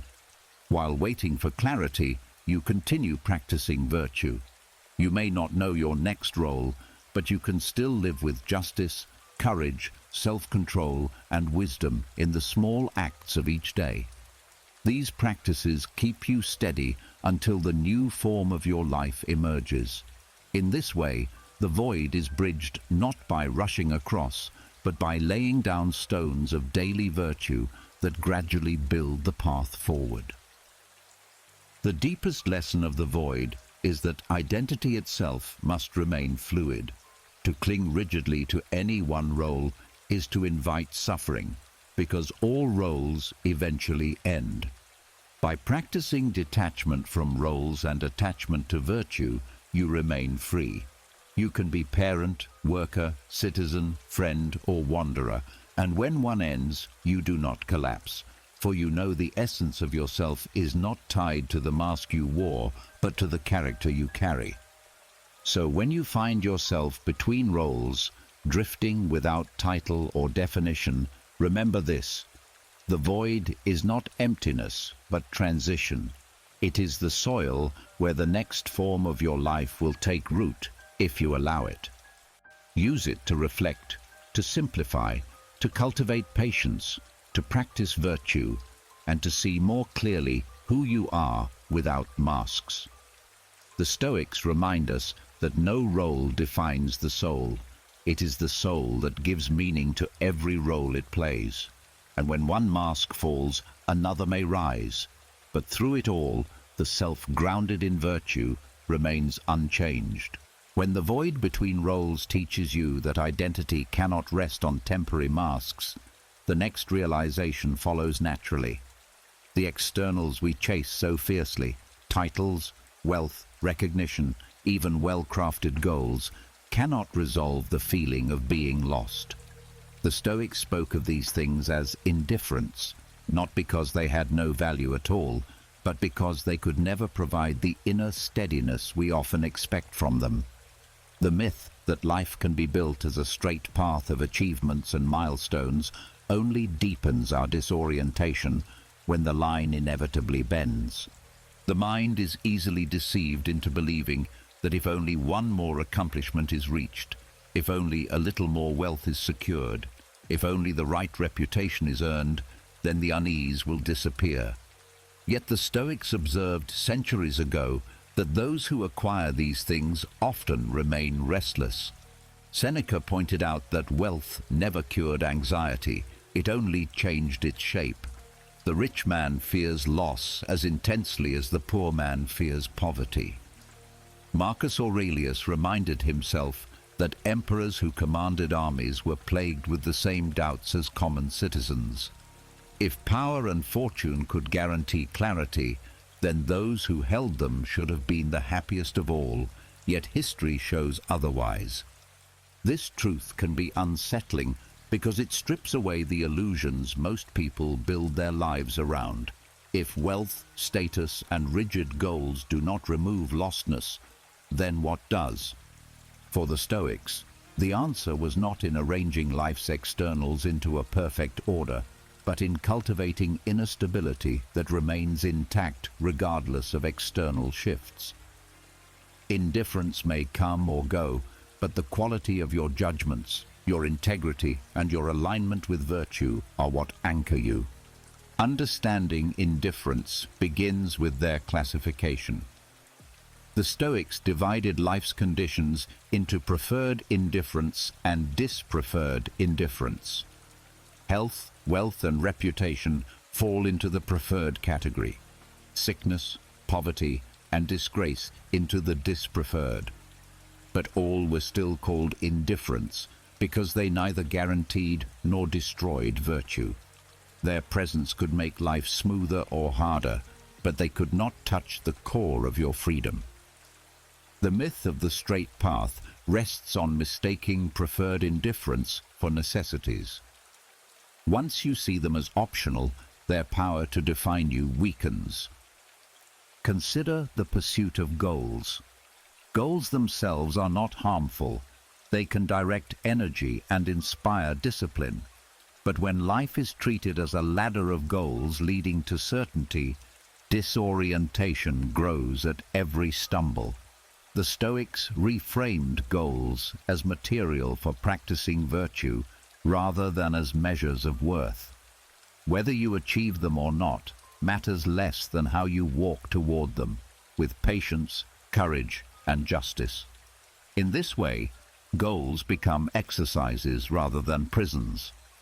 Wealth tells a similar story. To see money as the solution to unease is to hand your peace over to something unstable. Fortune shifts constantly, and history is filled with examples of sudden loss. The Stoics advised treating wealth as a tool, useful if present, manageable if absent. Epictetus insisted that true wealth is the ability to be content with what is given, not the accumulation of what can always be taken. To anchor identity in money is to anchor it in sand. To anchor it in character is to root it in stone. Status and reputation are perhaps the most deceptive indifference because they depend entirely on others' opinions. Marcus Aurelius, despite holding supreme power, reflected daily that posterity would soon forget him. He reminded himself that many who once seemed important were now names barely remembered, if remembered at all. To live for recognition is to live in chains, bound to the shifting judgments of crowds. Inner steadiness comes when you realize that praise and blame alike are outside your control, and therefore unworthy to decide your peace. The myth of the straight path persists because certainty is seductive. We long for a story in which every step leads upward without detour. Yet life refuses to conform to this map. Illness interrupts plans, relationships break, opportunities vanish. The Stoics saw this not as betrayal, but as the nature of existence. To cling to the idea of a straight path is to resist reality. To release it is to gain resilience. The path is not straight, but you can still walk it with steadiness. One practical strategy the Stoics recommended is premeditatio malorum, the practice of imagining possible misfortunes in advance. By rehearsing losses of wealth, health, or status, you remind yourself that these are indifferents. You prepare the mind not to collapse when the path bends. This exercise shrinks fear by teaching you that virtue remains possible even when externals vanish. You cannot lose what is truly yours: your reason, your choice, your capacity for courage. Another discipline is gratitude for the present without dependence on permanence. By appreciating wealth, health, or success while also acknowledging their fragility, you cultivate freedom. Seneca urged enjoying fortune's gifts like a guest at a feast, grateful for what is served, ready to release it when the banquet ends. This attitude keeps you from clutching so tightly that loss feels like destruction. The Stoics also spoke about living in agreement with nature. Nature itself does not follow a straight path. Seasons shift, rivers twist, growth and decay intertwine. To expect your life to be an unbroken line of upward progress is to misunderstand the order of things. The wise person adapts, flowing with changes rather than demanding they conform to an artificial map. This acceptance transforms disorientation into harmony, because you no longer resist the bends in the path, you walk them with grace. Indifference also tests the strength of self-control. When you crave them as though they were necessary, you become enslaved to desire. When you despise them as though they were evil, you become bitter. Freedom lies in balance. Prefer them if they come, endure their absence if they go, but never let them dictate your peace. This middle way allows you to engage with the world without being trapped by it. Lostness reveals the myth most clearly. You may achieve a goal and still feel empty. You may earn status and still feel unseen. You may gain wealth and still feel insecure. These moments are not failures, but reminders that you were seeking stability in the wrong place. The Stoics would say, return to your judgments, your values, your inner compass. Only there lies the steadiness you seek. So when the path bends, when externals fail, when the story does not unfold as neatly as you hoped, remember this: the problem is not that life strayed from the straight line. The problem is the illusion that such a line exists. The Stoics invite you to release this myth, to see indifference for what they are, tools, not treasures, and to cultivate the inner steadiness that no storm can shake. In doing so, you discover that being lost is less about lacking a perfect map and more about learning to walk with stability on any road, straight or winding. When the myth of a straight path collapses and you realize that status, wealth, or carefully built goals cannot give you lasting steadiness, the next lesson surfaces with clarity. It takes real courage to admit you don't know. The Stoics believed that intellectual humility was not a weakness, but one of the greatest strengths a person could develop, especially in times of doubt. To confess ignorance was not an admission of failure, but an alignment with truth.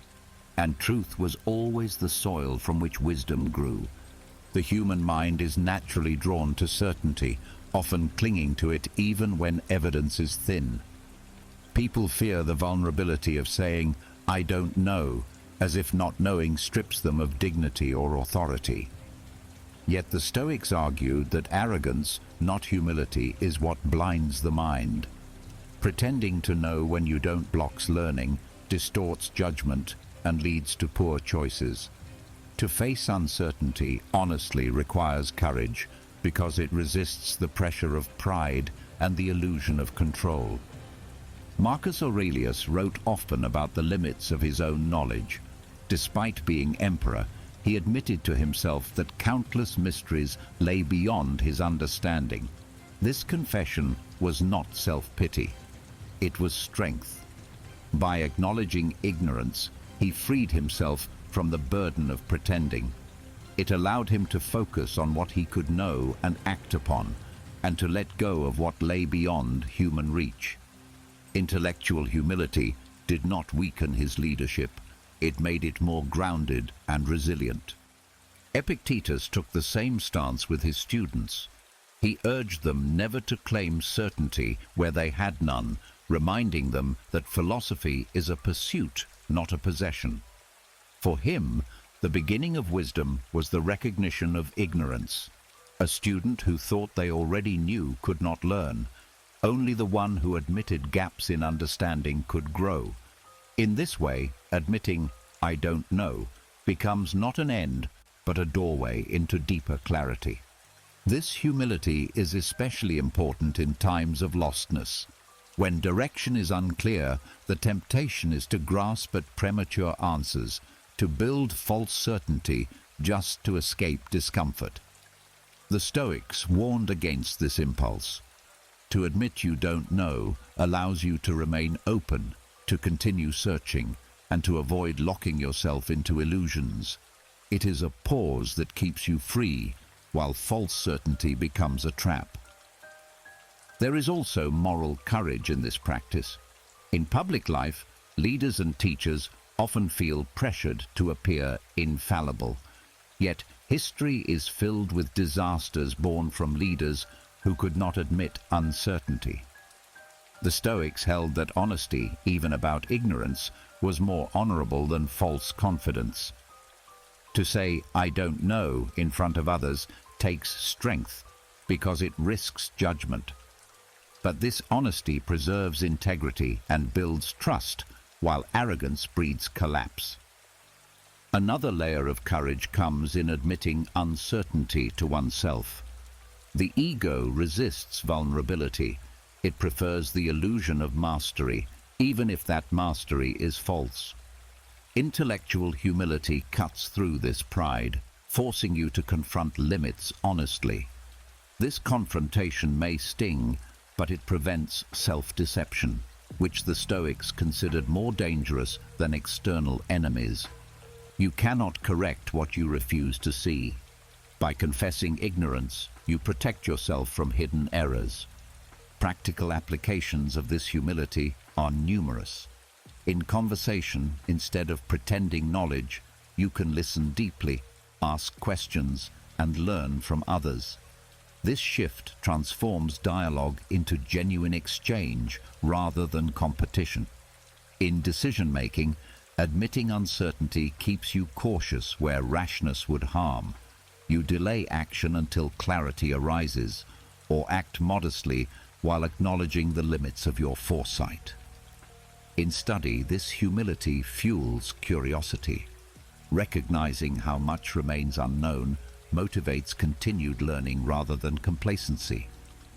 The courage to admit ignorance also tempers judgment of others. When you recognize how little you know, you become less harsh toward others' mistakes. You see that everyone struggles with limits of perspective. This recognition fosters compassion and patience. It creates room for cooperation, because you no longer need to dominate conversations with false certainty. You can walk beside others in the shared journey of seeking truth. The Stoics tied this humility to the dichotomy of control. Much of what we wish to know, future outcomes, hidden motives, ultimate causes, lies outside human reach. To demand perfect knowledge is to demand what nature never promised. Accepting ignorance in these areas is a form of aligning with nature, of respecting the boundaries of reason. You focus instead on what is yours: effort, reflection, and virtuous action in the present. This perspective is not an excuse for laziness or passivity. The Stoics were devoted to inquiry, logic, and study, but they distinguished between pursuing understanding with diligence and pretending to possess certainty prematurely. The former builds wisdom, the latter breeds arrogance. Admitting "I don't know" fuels the pursuit of knowledge by keeping curiosity alive. Closing that door too soon locks you in the prison of your own pride. The courage to embrace not knowing also reshapes your relationship with time. Many waste years chasing the illusion that one day everything will be fully clear. The Stoics urged instead to live well now, even in uncertainty. You do not need all answers to practice virtue in the present. By releasing the demand for perfect knowledge, you gain freedom to act with integrity here and now. The unknown remains, but it no longer paralyzes. Modern science echoes this wisdom. Researchers in psychology describe intellectual humility as strongly linked to open-mindedness, creativity, and resilience. Those who can admit limits of knowledge learn more effectively, adapt more flexibly, and handle stress better. The Stoics practiced this centuries earlier, showing that strength lies not in pretending to know, but in admitting what you do not, and working wisely within that space. There is also joy hidden in this humility. When you release the need to know everything, you can marvel again at the mysteries of life. Wonder returns. Instead of fearing what you don't understand, you can appreciate it. The stars above, the flow of time, the complexity of human hearts. These are not failures of knowledge, but invitations to awe. The Stoics, especially Marcus Aurelius, often reflected on nature's mysteries with reverence, finding peace in accepting their limits. So the next time you face confusion, let this be your response. Do not rush to false certainty. Do not collapse into despair. Instead, stand with courage in the space of "I don't know." Speak it honestly, live it humbly, and let it guide you toward deeper wisdom. The Stoics remind us that true strength is not in knowing all things, but in knowing yourself well enough to confess your limits. In that courage lies freedom, clarity, and the beginning of wisdom. When humility teaches you the strength of admitting you don't know, a new challenge arises. How do you find your place when uncertainty leaves you feeling cut off, as though you no longer belong to anything steady? The Stoics answered with a concept that is both simple and profound: oikeiosis, the natural process of recognizing connection, of understanding that every human being is woven into a larger fabric of life. To rediscover belonging through this principle is not a matter of clinging to roles or chasing approval, but of awakening to an affinity that was always present, even when you felt most lost. The Stoics began this idea with the observation that every living thing is drawn to preserve itself. But in humans, this instinct grows beyond self-preservation into recognition of kinship. A newborn, at first, clings only to survival. As the child grows, awareness extends to family, then to friends, then to community, and finally, in the Stoic vision, to all of humanity. Oikeiosis describes this widening circle of belonging, the natural expansion of care outward. To feel lost often means this sense of belonging has shrunk. You feel isolated, cut off, reduced to yourself alone. Reconnecting with oikeiosis is the antidote, for it reminds you that you are not an isolated fragment, but part of a living whole. Marcus Aurelius wrote that what benefits the hive benefits the bee, and what harms the hive harms the bee as well. This metaphor captures the heart of belonging. Your life gains meaning not in isolation, but in connection. Even in moments of personal confusion, when your path feels unclear, you still exist within this larger web. To recognize it brings both humility and strength. You are small, but you are not alone. You are carried by bonds that existed before you noticed them, and that continue even when you feel most detached.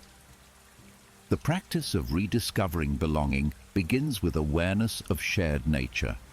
Every human shares the capacity for reason, the breath of life, and the inevitability of death. These commonalities dissolve barriers that often make us feel estranged. When you reflect that the person beside you, no matter how different in appearance or opinion, faces the same fragility of existence, compassion awakens. This recognition heals the loneliness of lostness because it roots you in solidarity rather than separation. Another way to reconnect is through service. The Stoics believed that fulfilling one's role within the human community was central to living according to nature. Even small acts of kindness or fairness strengthen your sense of belonging. To help another is to remind yourself that you are part of something larger than your own struggles. Lostness shrinks when your energy turns outward, for in serving others, you rediscover the ties that link you to the whole. There is also an inner shift involved. Oikeiosis is not merely about duties to others. It is about aligning your sense of self with the reality of interconnection. When you view yourself as separate, confusion magnifies because you try to bear life alone. But when you accept that your existence is tied to nature, to community, and to the cosmos itself, the burden lightens. Your struggles are no longer solely yours, they are part of the shared human condition.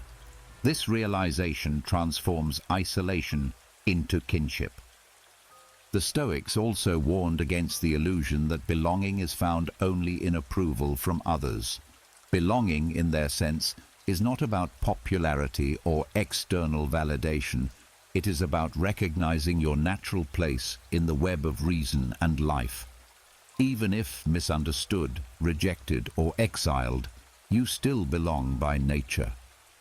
Epictetus, despite his status as a slave, taught his students that he was part of the same human family as his masters.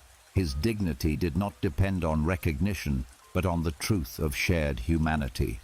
A practical exercise here is to contemplate the circles of concern.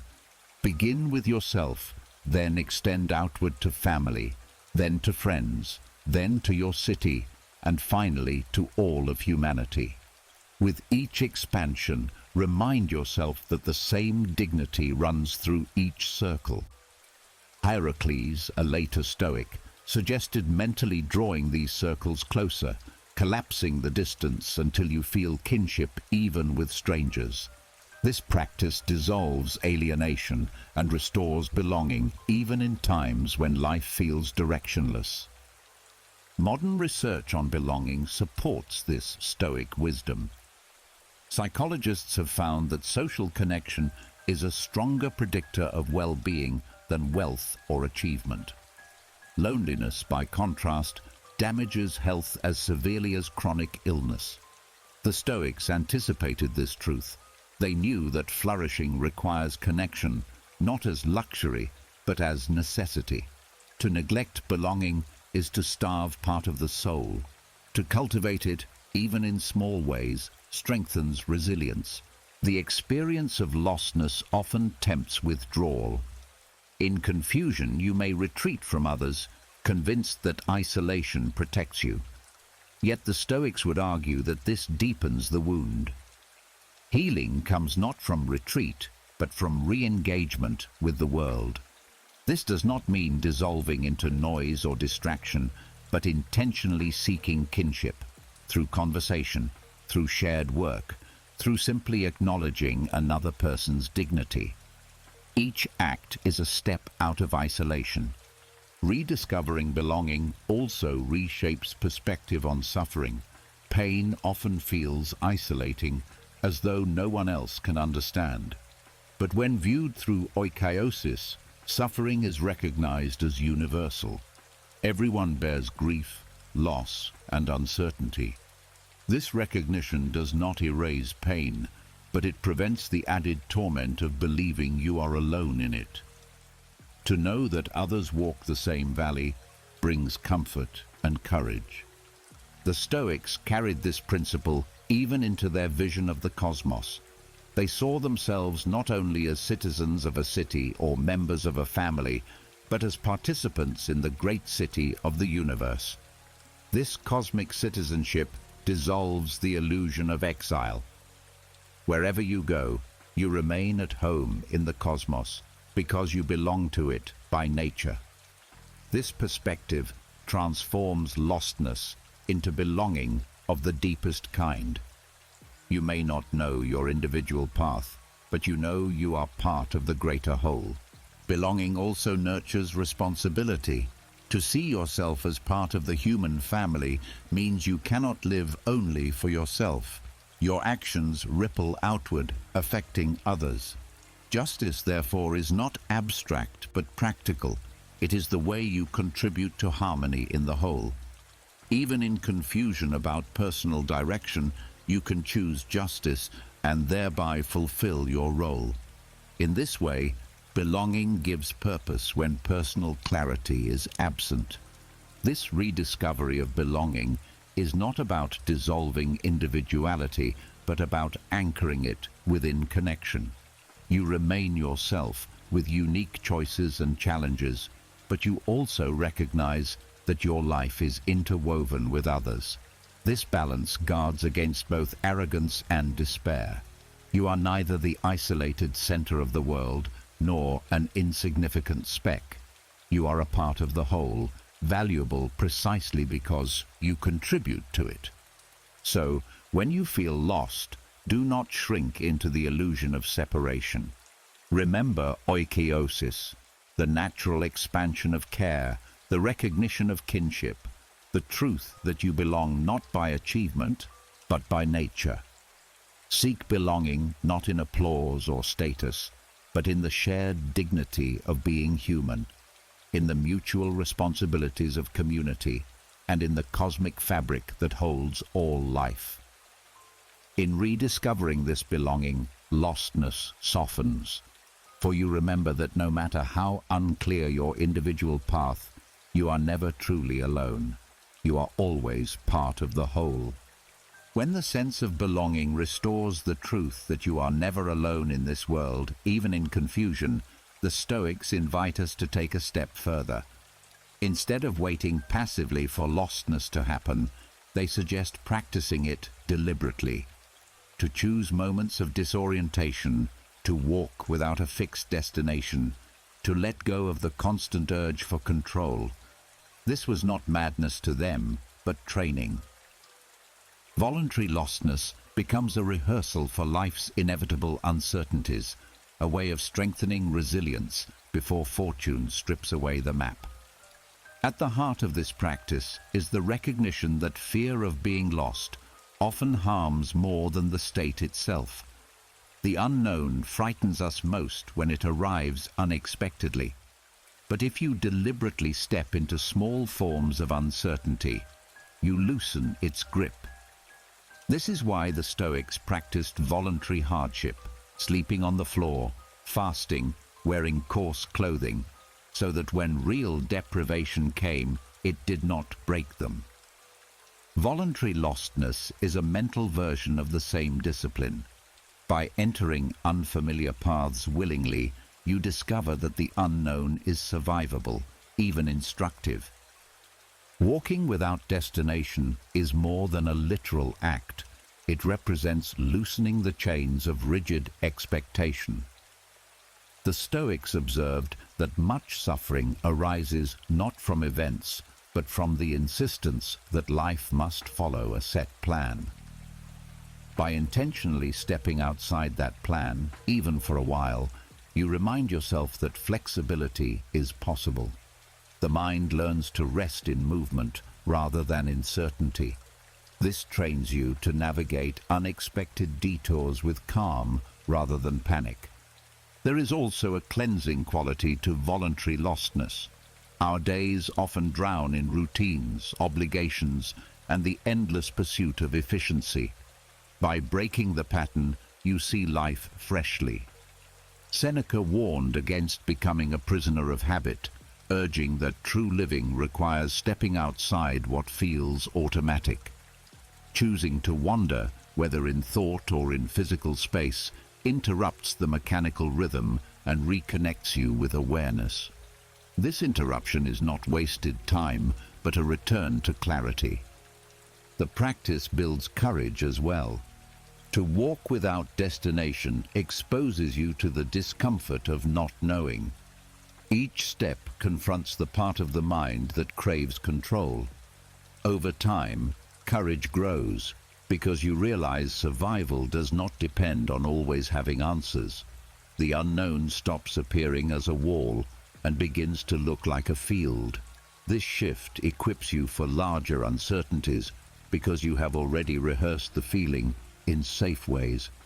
It also strengthens trust in your inner compass.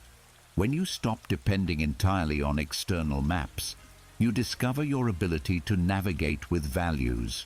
Wisdom, courage, justice, and self-control become your landmarks. Even if you wander, you do not lose orientation. This mirrors life itself. You may not know what tomorrow holds, but if you walk guided by virtue, every step belongs to the right direction, even if the road twists. Voluntary lostness also fosters creativity. New insights often come when the mind is loosened from rigid tracks. Writers, artists, and philosophers have long described inspiration as arriving during walks, daydreams, or detours. The Stoics would say this is not accidental. When you stop forcing the mind into straight lines, it begins to notice connections hidden before. Confusion becomes fertile ground rather than a threat. Another layer of this practice is learning to detach from possessions and comforts. Just as voluntary wandering strips you from familiar places, it reminds you how little is truly needed. Epictetus advised students to rehearse loss so they would not cling too tightly to externals. By getting lost on purpose, you experience in small doses what it means to live without guarantees. This strengthens resilience when larger losses come because you have already tasted simplicity and survived. Voluntary lostness also recalibrates desire. Many chase certainty because they think it will secure happiness. But when you choose uncertainty willingly, you discover that peace does not come from control, but from attitude. You learn to enjoy the journey itself, not the guarantee of arrival. Marcus Aurelius often wrote that life is a flow, not a fixed structure. By practicing wandering, you harmonize with this truth, training the mind to find steadiness in motion rather than in permanence. The practice is not about recklessness. The Stoics valued discipline and reason, not chaos. Voluntary lostness is structured, chosen, and limited, like an exercise. Its purpose is not to abandon responsibility, but to prepare for times when responsibility must be carried without clear guidance. It is like lifting weights for the soul. The resistance builds strength, and in daily life, this can take many forms. You might take a walk without planning the route, letting curiosity guide you. You might read outside your usual subjects, opening the mind to unfamiliar ideas. You might spend a day without rigid schedules, observing how discomfort arises and how you respond. Each practice builds tolerance for ambiguity and flexibility in thought. There is also a spiritual dimension. Voluntary lostness reminds you of your place in the larger cosmos. When you step away from familiar structures, you see more clearly that life itself is a journey without fixed maps. The Stoics embraced this truth not with despair, but with reverence. To wander is to participate in the flow of nature, to accept the unpredictability of existence as part of its beauty. Modern parallels confirm its power. Psychologists speak of exposure therapy, gradually facing fears to weaken their control. Voluntary lostness is a philosophical version of this. By exposing yourself to small uncertainties, you build resilience for larger ones. The brain learns that ambiguity is not fatal, that survival and even growth are possible within it. It also combats perfectionism. Many people exhaust themselves trying to keep life perfectly ordered. By choosing moments of disorder, you prove to yourself that imperfection is not the enemy. Lostness, embraced willingly, becomes liberation from the tyranny of flawless planning. It softens rigidity and nurtures adaptability, qualities essential for resilience. Perhaps the greatest gift of voluntary lostness is joy. When you release the demand for certainty, you rediscover wonder. Every turn can surprise you, every moment can teach. The path ceases to be a race toward a destination and becomes an exploration of presence. This joy does not depend on conditions, but on perspective. The freedom to see the unknown not as threat, but as invitation. So the next time life feels too tightly wound, consider stepping into voluntary lostness. Walk without a plan, let uncertainty touch you, allow the mind to breathe without answers. Train yourself to see confusion as practice, not punishment. In doing so, you prepare the soul for the deeper storms, building courage, patience, and trust in your inner compass. For the Stoics, resilience was never about eliminating uncertainty. It was about learning to move within it. Voluntary lostness is their way of reminding us that the unknown, far from being an enemy, can become a teacher when embraced with wisdom. When voluntary lostness teaches you to embrace uncertainty as practice rather than punishment, the next question naturally arises. If the map is not fixed, then what is the true nature of the journey? The Stoics offered a striking metaphor. Fortune is not a rigid road that you must follow step by step, but a river, constantly flowing, shifting, carrying you in ways you cannot fully predict. To see fate as water instead of pavement changes everything. It alters how you respond to change, how you interpret obstacles, and how you find peace when the current does not move the way you expected. The image of a road suggests permanence and predictability. Roads are built with intention, lined with signs, designed to take you from one place to another in a controlled way. If life were truly a road, every detour would feel like failure, every delay like sabotage. But the Stoics, living in a world of constant upheaval, knew better. They saw life behaving more like a river, alive, restless, bending through valleys, carving cliffs, flooding without warning, and yet always moving forward. Seneca often wrote about the flow of time as something you cannot stop or control. To resist it is as foolish as trying to hold water in your hands. Marcus Aurelius reminded himself daily that nature itself is movement, transformation, and renewal. Epictetus compared the wise person to a good sailor, not demanding the winds obey, but adjusting the sails to catch whatever gusts come. The river of fortune may toss you, but it also carries you. The task is not to halt its movement, but to learn how to move with it. This metaphor reveals why clinging to fixed outcomes breeds so much pain. When you demand that life follow a straight road, every bend in the river feels like betrayal. But when you accept that bends are natural, even necessary, your perspective softens. Obstacles become currents that redirect rather than walls that stop you. The Stoics did not deny difficulty. Rivers can be violent, even deadly, but they insisted that inner steadiness comes from adjusting, not from wishing the water was stone. One of the deepest lessons of this view is impermanence. A river is never the same from one moment to the next.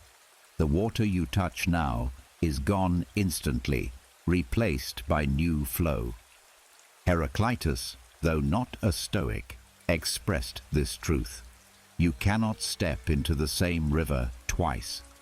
The Stoics absorbed this insight, reminding themselves that every moment of life is transient. To resist change is to resist the river itself. To accept impermanence is to find peace in the very flow that once frightened you. This perspective also transforms how you handle success and failure. If life is a road, success looks like reaching milestones, failure like falling short. But if life is a river, success is not about arriving, but about moving with grace. Failure is not a dead end, but a rapid you learn to navigate. This removes the crushing weight of perfectionism. You do not need to control every outcome. You need only to remain upright in the current, steering as best you can with the compass of virtue. The Stoics also saw in this metaphor the importance of preparation. You cannot predict every twist in the river, but you can train yourself to be a skilled navigator. This is why they practiced discipline in thought and action. When the current is calm, you prepare for storms. When storms come, you rely on habits already trained. The unprepared drown in panic, but the trained adjust. The river remains unpredictable, but your response need not be. Another lesson is perspective on possession. Many people treat wealth, status, or relationships as stable landmarks on a road, but in the river, they are more like logs drifting beside you. You may travel with them for a while, but eventually the current separates you. To cling desperately is to exhaust yourself. To release them when they drift away is to move naturally with the flow. The Stoics urged gratitude for what accompanies you, but detachment when it departs. Nothing is yours forever except your own reason and virtue. This view also reframes time. On a road, you can pause, step off, even turn back. In a river, you cannot stop the flow. Every moment passes, whether you resist or not. Seneca warned of wasting time precisely because he saw it as a current, always leaving, never returning. To live wisely is to ride the river fully awake, not to sleep through it in distraction. Awareness transforms fleeting moments into meaningful ones, even when the larger journey remains uncertain. The river metaphor encourages humility as well. You are not the architect of the current, you are a passenger within it. This does not mean passivity, for you can still steer, row, and adjust, but it reminds you of limits. Arrogance demands that the river flow exactly as you wish. Humility accepts that the river flows according to its own nature.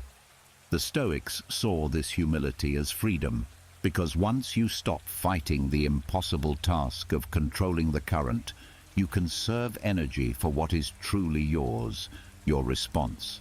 There is also comfort in remembering that you are not alone in the river. Every human is carried by the same flow. Some may be ahead, some behind, some near, some far, but all are in the same water. This kinship reinforces compassion. You realize that the struggles of others are not foreign, but shared. The Stoics often spoke of the cosmopolis, the great city of humanity, and the river of fortune is one of its most vivid expressions. Different vessels, same current. Modern psychology resonates with this view.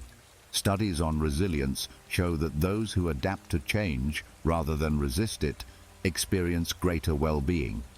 Flexibility of mind and acceptance of impermanence reduce stress, while rigid insistence on control magnifies suffering. The Stoics intuited this truth. When you flow with the river, you remain steady.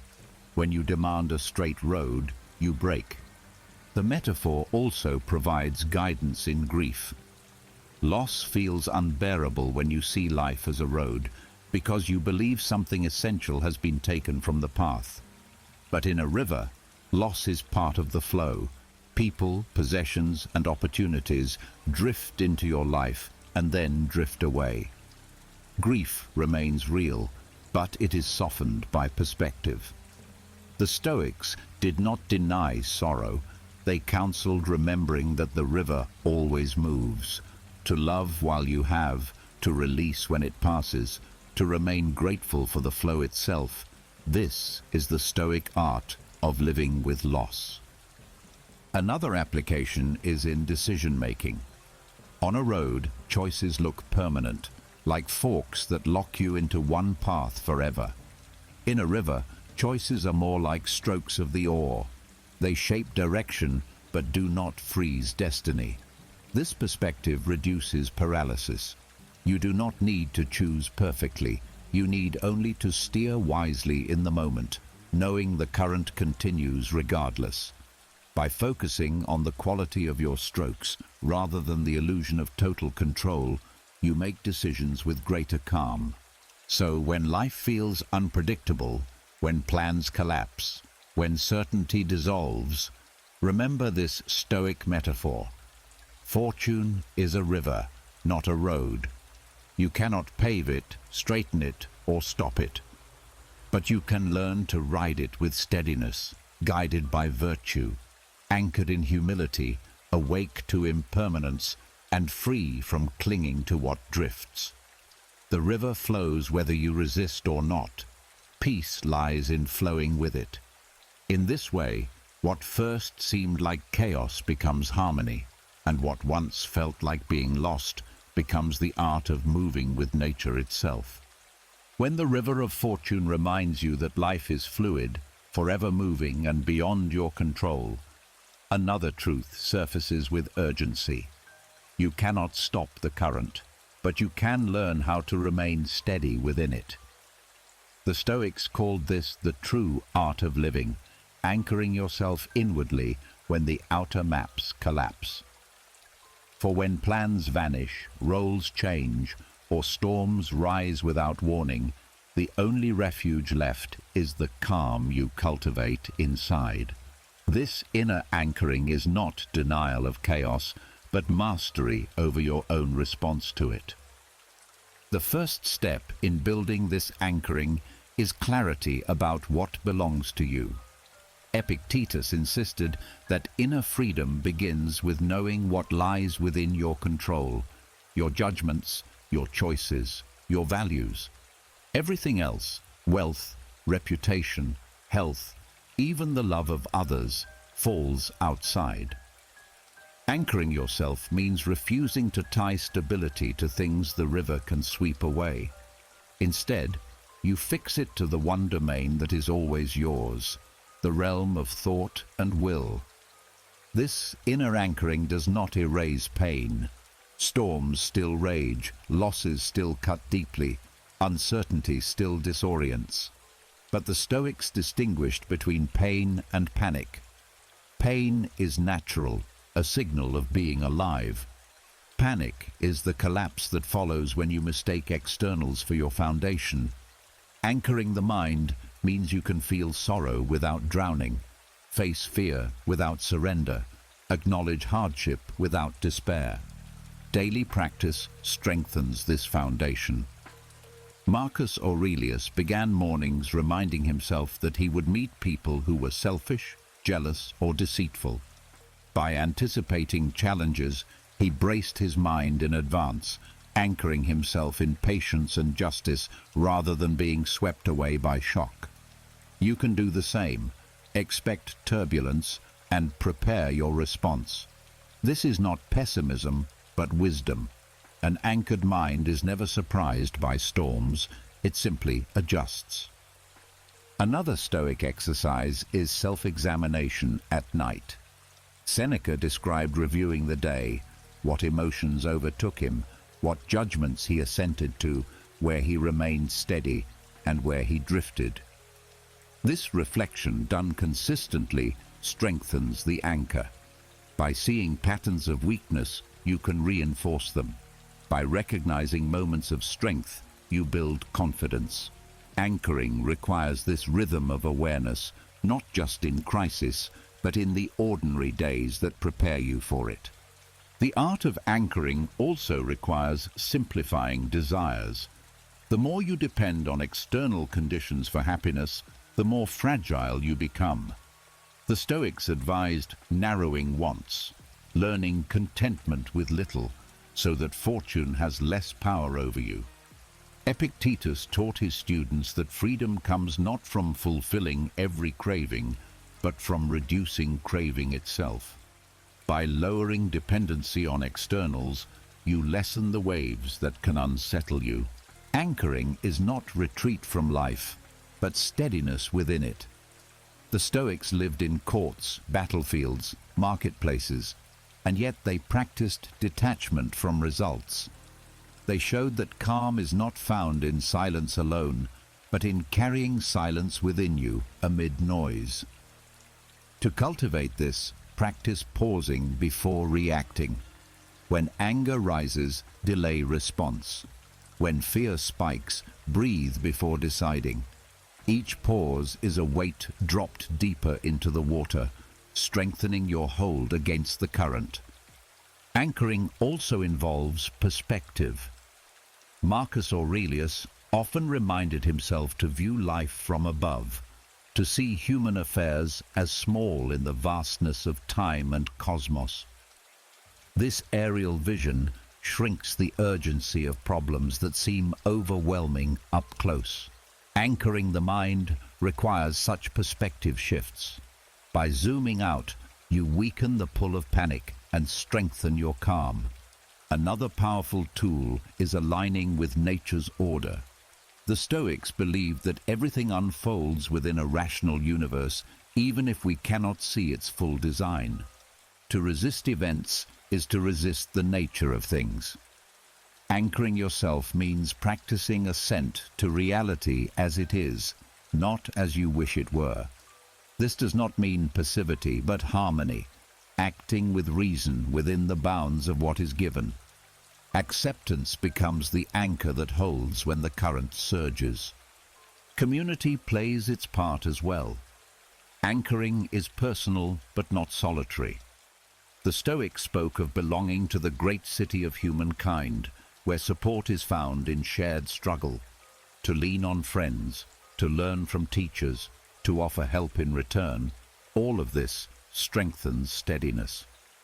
Anchors can be individual, but ropes connect ships together too. Belonging reminds you that you do not face storms alone. Anchoring also requires honesty about mortality. Much of panic arises from pretending life is permanent. Marcus Aurelius returned often to the meditation that death is natural, neither to be feared nor avoided. By accepting mortality, you stop clinging to what must pass, and you anchor yourself in the present. Each moment becomes enough, free from the terror of loss. Modern science supports this ancient wisdom. Research on mindfulness and resilience shows that those who cultivate inner calm through daily practice are less shaken by crises. Techniques like controlled breathing, reflection, and reframing are modern parallels to Stoic exercises. The principle is the same. Stability is not given by conditions, but built within. Practical steps to anchor yourself include rehearsing misfortunes in imagination, reducing reliance on luxuries, cultivating gratitude for what is present, and committing to virtues in small acts. Each step reinforces the mind's stability. When outer maps collapse, you do not collapse with them because you have already built your foundation where no storm can reach. The art of inner anchoring is ultimately about sovereignty. The Stoics taught that while the world belongs to fortune, the mind belongs to you. Anchoring yourself means claiming that sovereignty again and again in each moment of fear, anger, or doubt. It is not a single act, but a lifelong practice, like dropping weight after weight into the water until the ship no longer drifts with every current. So when life's maps collapse, when the river bends sharply and the horizon disappears, remember this: you carry the anchor within you. It is not made of wealth, titles, or plans, but of discipline, clarity, patience, and virtue. Drop it deep, and you will remain steady no matter how the current surges. This is the art of inner anchoring, the calm that cannot be taken, the stability that travels with you, the unshakable peace at the heart of Stoic strength. When the art of inner anchoring shows you how to remain steady even when maps collapse, the next step is to look at how the Stoics themselves describe the dangers of drifting without direction. Seneca, in his letters to Lucilius, often returned to the image of a ship that sails aimlessly, without harbor, without clear purpose. For him, this was not only a poetic metaphor, but a warning and a guide. Those who live without intention, tossed by every current of desire or fear, waste the most precious resource of all: time. By studying this metaphor, we uncover hidden practices that reveal how the Stoics trained themselves to avoid drifting and to steer their lives with deliberate clarity. Seneca's image of drifting was born from his deep concern about how easily people let their lives slip away. He observed that many guard their wealth with fierce attention, yet squander their hours without thought. A ship without harbor drifts not because of storms, but because of neglect, because no destination has been chosen. In the same way, a life without purpose does not collapse from one catastrophe, but from countless wasted moments. For Seneca, drifting was not loud destruction, but quiet erosion. The first practice hidden in his letters is the deliberate setting of intention. Seneca urged Lucilius to define what he wanted his life to mean. Without a harbor, every wind is useless. Without purpose, every opportunity is squandered. He advised reflecting daily on what you seek, not in terms of wealth or fame, but in terms of character and virtue. By clarifying intention, you drop anchor against drift. The harbor is not an external goal, but an internal alignment.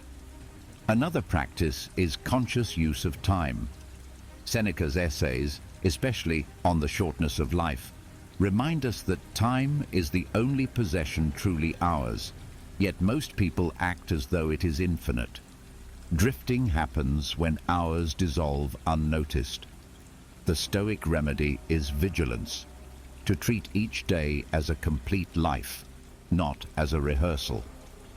Seneca advised reviewing how you spent time, questioning whether it was given to trivial pursuits or invested in wisdom. This practice transforms time from something that slips away into something consciously shaped. Drifting also arises from the surrender to external influence.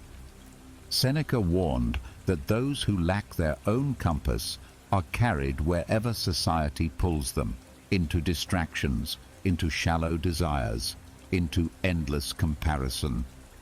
To resist this, he recommended solitude, not as withdrawal, but as training ground. Time alone with thought allows you to distinguish your own values from the noise of the crowd. The Stoics practiced retreats into writing and meditation so that when they returned to public life, they were less likely to drift with the masses. A further layer of his metaphor is the danger of inconsistency. A drifting ship does not move in a straight line, but in circles, wasting energy without progress.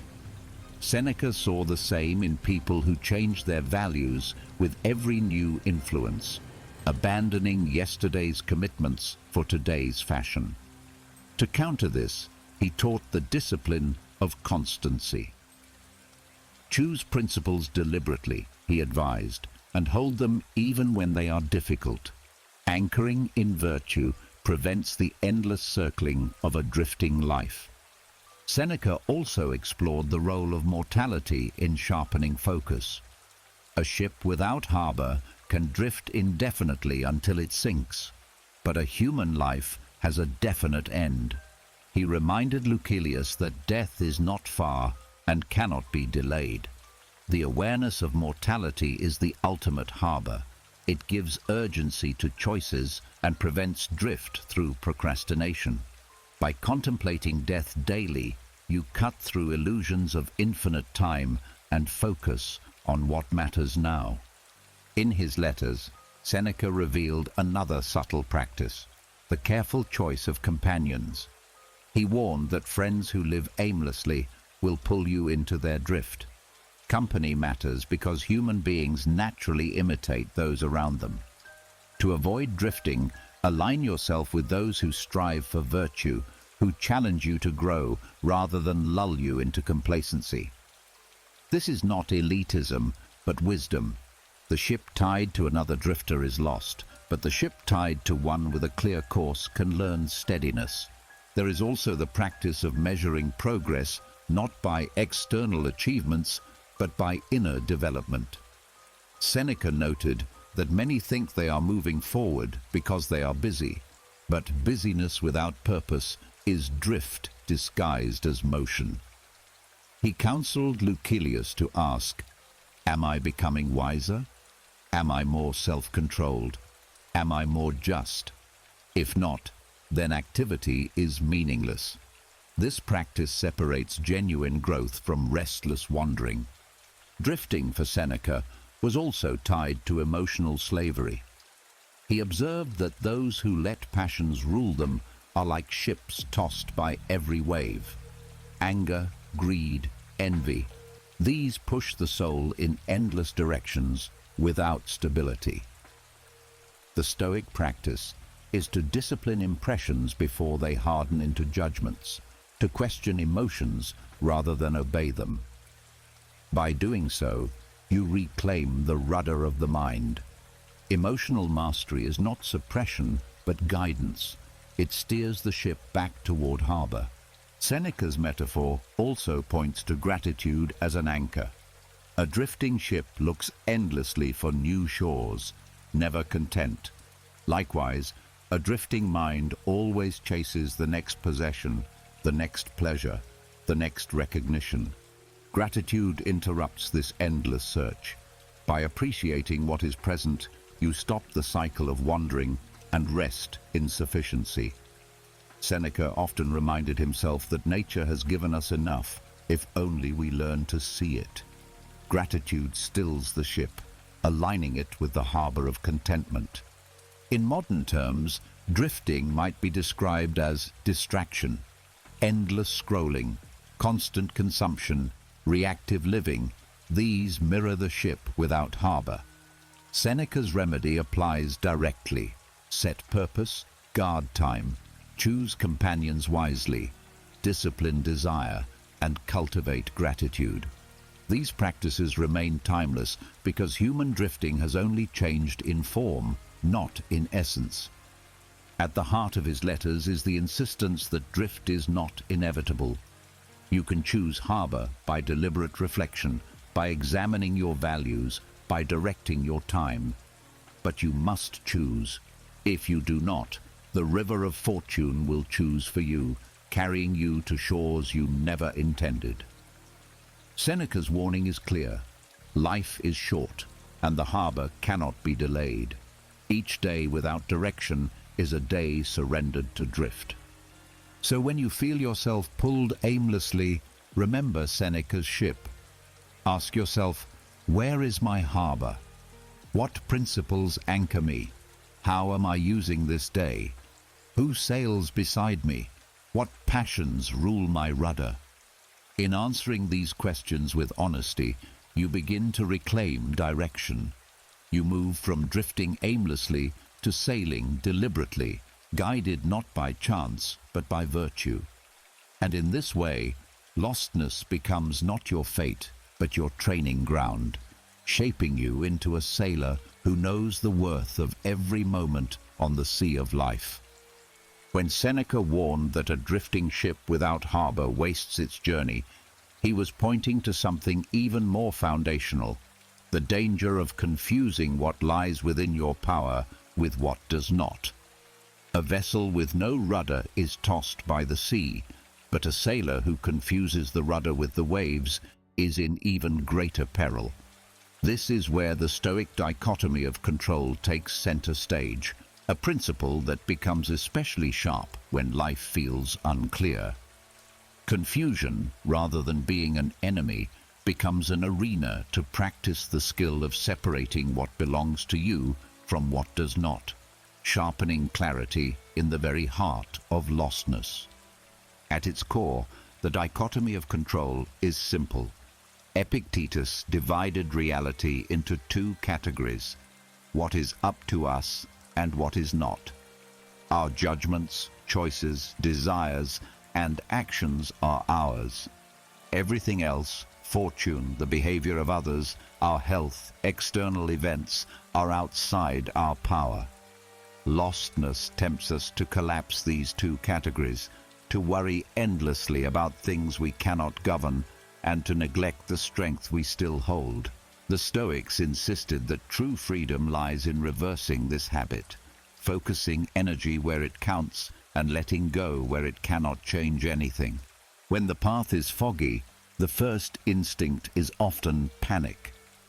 We try to force clarity by controlling outcomes, pushing people, or demanding certainty from circumstances.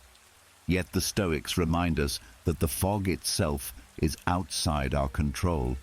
What is ours is how we walk through it, calmly, with courage, or frantically, with despair. The dichotomy of control teaches that even in confusion, your agency remains intact. You may not know the entire map, but you can still choose your next step. This discipline is not a call to passivity. The Stoics were men of action, soldiers, senators, emperors, teachers. What they rejected was wasting effort on the impossible. To lament the storms or curse the waves is useless. To trim sails and steer the rudder is wise. Lostness, then, is not the end of agency, but its testing ground. By facing uncertainty, you sharpen the ability to discern. Is this mine to direct, or is it beyond me? That question becomes the anchor. The practice begins with attention to thoughts. Many destructive emotions come from assenting to impressions that confuse control. Anger often arises from the belief that others should act as you wish, though their choices are not yours to command. Anxiety comes from imagining outcomes you cannot guarantee. By interrogating each thought, does this belong to me or not, you cut through the fog. The dichotomy of control becomes a filter, sifting what deserves energy from what deserves release. Seneca highlighted this in his reflections on fortune. He wrote that external blows cannot injure the mind unless the mind agrees to call them injury. To accept that wealth, reputation, and status are not truly yours is to make peace with their loss before it happens. Confusion about identity often stems from clinging to these externals as if they were essential. The Stoic path redefines stability. It rests not on possession, but on perspective. The dichotomy of control also clarifies responsibility. You may not command the outcome of your efforts, but you command the effort itself. A student cannot guarantee success in exams, but can control study and discipline. A leader cannot control followers' responses, but can control fairness and integrity. In this way, lostness becomes less paralyzing. You may not know the final destination, but you know what is yours to do today. That knowledge is enough to keep moving. There is also liberation in this division. Much of suffering comes from carrying loads that were never yours. You exhaust yourself trying to manage others' opinions, trying to prevent every misfortune, trying to predict every future. When you finally accept that these are outside your control, the burden lightens. What remains may be challenging, but it is manageable. Lostness, then, becomes less about being crushed by the weight of the world and more about traveling lighter with the tools you actually own. Epictetus often compared life to a role in a play. You do not choose the script, the length of the performance, or the actions of other actors. What is yours is how you perform your part. Confusion about your role may remain, but dignity lies in acting well in the moment, not in possessing total clarity about the whole story. This perspective prevents despair in transitions. Even when old roles dissolve and new ones are not yet visible, your task remains to bring virtue to the scene you are in now. This practice demands constant vigilance. The pull to overreach is strong, and the temptation to abdicate responsibility is equally dangerous. Some misuse the dichotomy to excuse laziness. It is not in my control, so I do nothing. But the Stoics rejected fatalism. They insisted on active engagement with what is yours, choices, reason, discipline, while releasing what lies beyond. Lostness, therefore, is not an excuse but a crucible. It tests whether you will hide in despair or act where you still have power. One of the most practical applications lies in grief. When loss strikes, confusion deepens. Why did this happen? How could it be prevented? What if things had been different? The dichotomy cuts through this storm. You could not prevent the event, but you can govern your response. You can grieve with dignity, honor the memory, and continue to live with virtue. By focusing on what remains yours, you survive the loss without being destroyed by it. Modern parallels show the same wisdom. In psychology, the concept of locus of control mirrors this Stoic insight. People who focus on internal control, what they can actually influence, cope better with stress than those who fixate on external forces. The Stoics anticipated this by centuries. Their dichotomy is not abstraction, but a daily practice of resilience. The clarity it brings extends to relationships as well. You cannot control whether others love you, but you can control whether you love with integrity. You cannot control whether others forgive you, but you can control whether you act justly. Lostness in relationships often arises from confusing these boundaries. The dichotomy restores peace by reminding you, love is yours, but reciprocity is not. Justice is yours, but outcome is not. By holding to this, you remain steady even when bonds fray. The dichotomy also reshapes ambition. Goals, when mistaken for guarantees, breed despair. But if you pursue them as arenas to practice virtue, the outcome matters less. You work diligently, not because success is certain, but because effort itself is yours. Lostness about the future becomes less threatening when you realize that achievement is never guaranteed, but character always is. In moments of fog, the Stoic asks only, what belongs to me now? Is it my choice, my discipline, my integrity? Then it is mine to direct. Is it the reaction of others, the movement of fortune, the unfolding of time? Then it is not mine, and I release it. This simple practice transforms confusion from chaos into training. Each uncertainty becomes a chance to sharpen discernment, to remind yourself where power truly resides. So when lostness overwhelms, recall the dichotomy of control. Let the fog remain. Clarity does not come from forcing the mist to vanish, but from knowing what is yours to hold within it. In this arena, confusion becomes teacher, fear becomes exercise, and despair becomes opportunity. For as the Stoics knew, no one can take from you the sovereignty of your own judgments, and that sovereignty, once claimed, is enough to guide you through any storm. When the dichotomy of control shows you what is truly yours to direct and what must be released, another lesson naturally follows. Not every answer or outcome arrives on your schedule. Even when you act rightly, even when you guard your judgments carefully, there are long stretches where clarity does not come, where the harvest of effort is delayed. The Stoics knew this space well and treated it not as wasted time, but as discipline in itself. Waiting, for them, was not weakness or passivity, but an act of courage, the art of holding steady when impatience urges you to force what cannot yet be moved. Patience, in the Stoic sense, begins with the recognition that nature works on its own timeline. The seasons turn without consulting human desire. The growth of a tree cannot be hurried by command.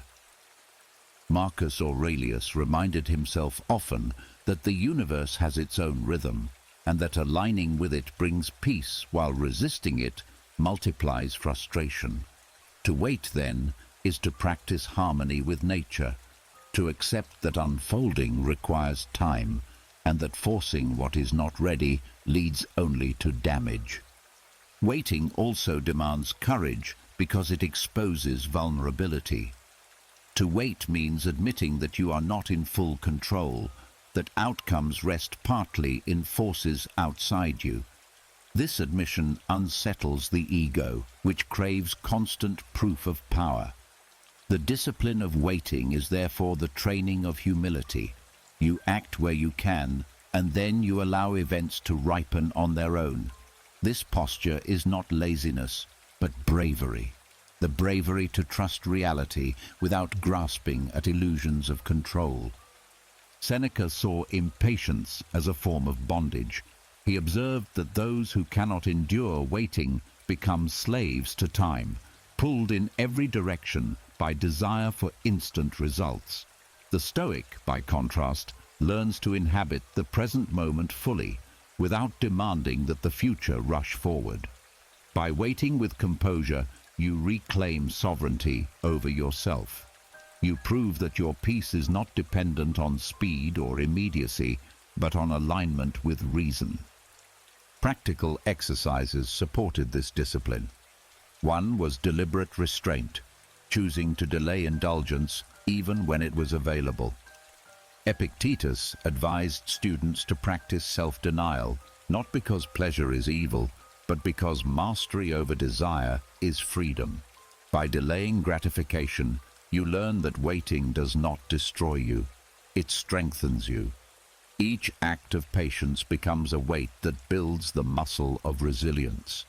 Another practice was reflection on the scale of time. Marcus Aurelius often contrasted the brief impatience of individuals with the vastness of cosmic cycles. When viewed against eternity, a short wait is nothing.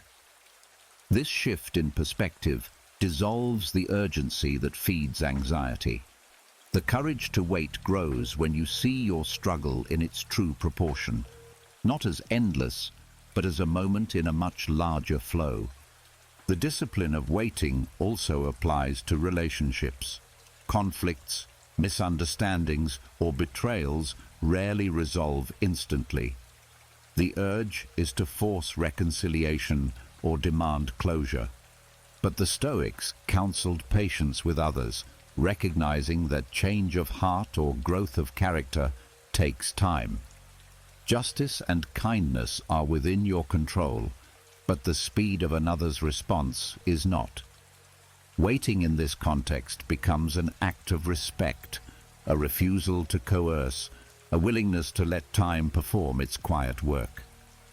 In moments of confusion about purpose, waiting plays a similar role. Many feel pressure to define identity or direction immediately, fearing the discomfort of uncertainty. The Stoics argued that clarity arises through time, through reflection, through lived experience. To rush into false certainty is worse than to wait in uncertainty. By holding steady in the unknown, you give space for genuine insight to emerge. Waiting becomes not empty but fertile, like soil lying fallow before bearing fruit. Patience also tempers ambition. Goals pursued without patience breed recklessness.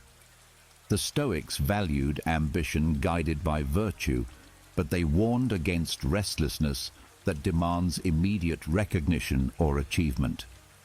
Seneca noted that greatness unfolds gradually, shaped by discipline over years. To accept this is to accept the discipline of waiting, not as resignation, but as commitment to a process larger than your own urgency. Modern psychology echoes this wisdom. Studies on delayed gratification show that those who can wait tend to succeed more in the long term, not because waiting itself brings rewards, but because it reflects self-mastery. The Stoics anticipated this truth. For them, waiting is not idle. It is training in control of desire, regulation of emotion, and alignment with reality.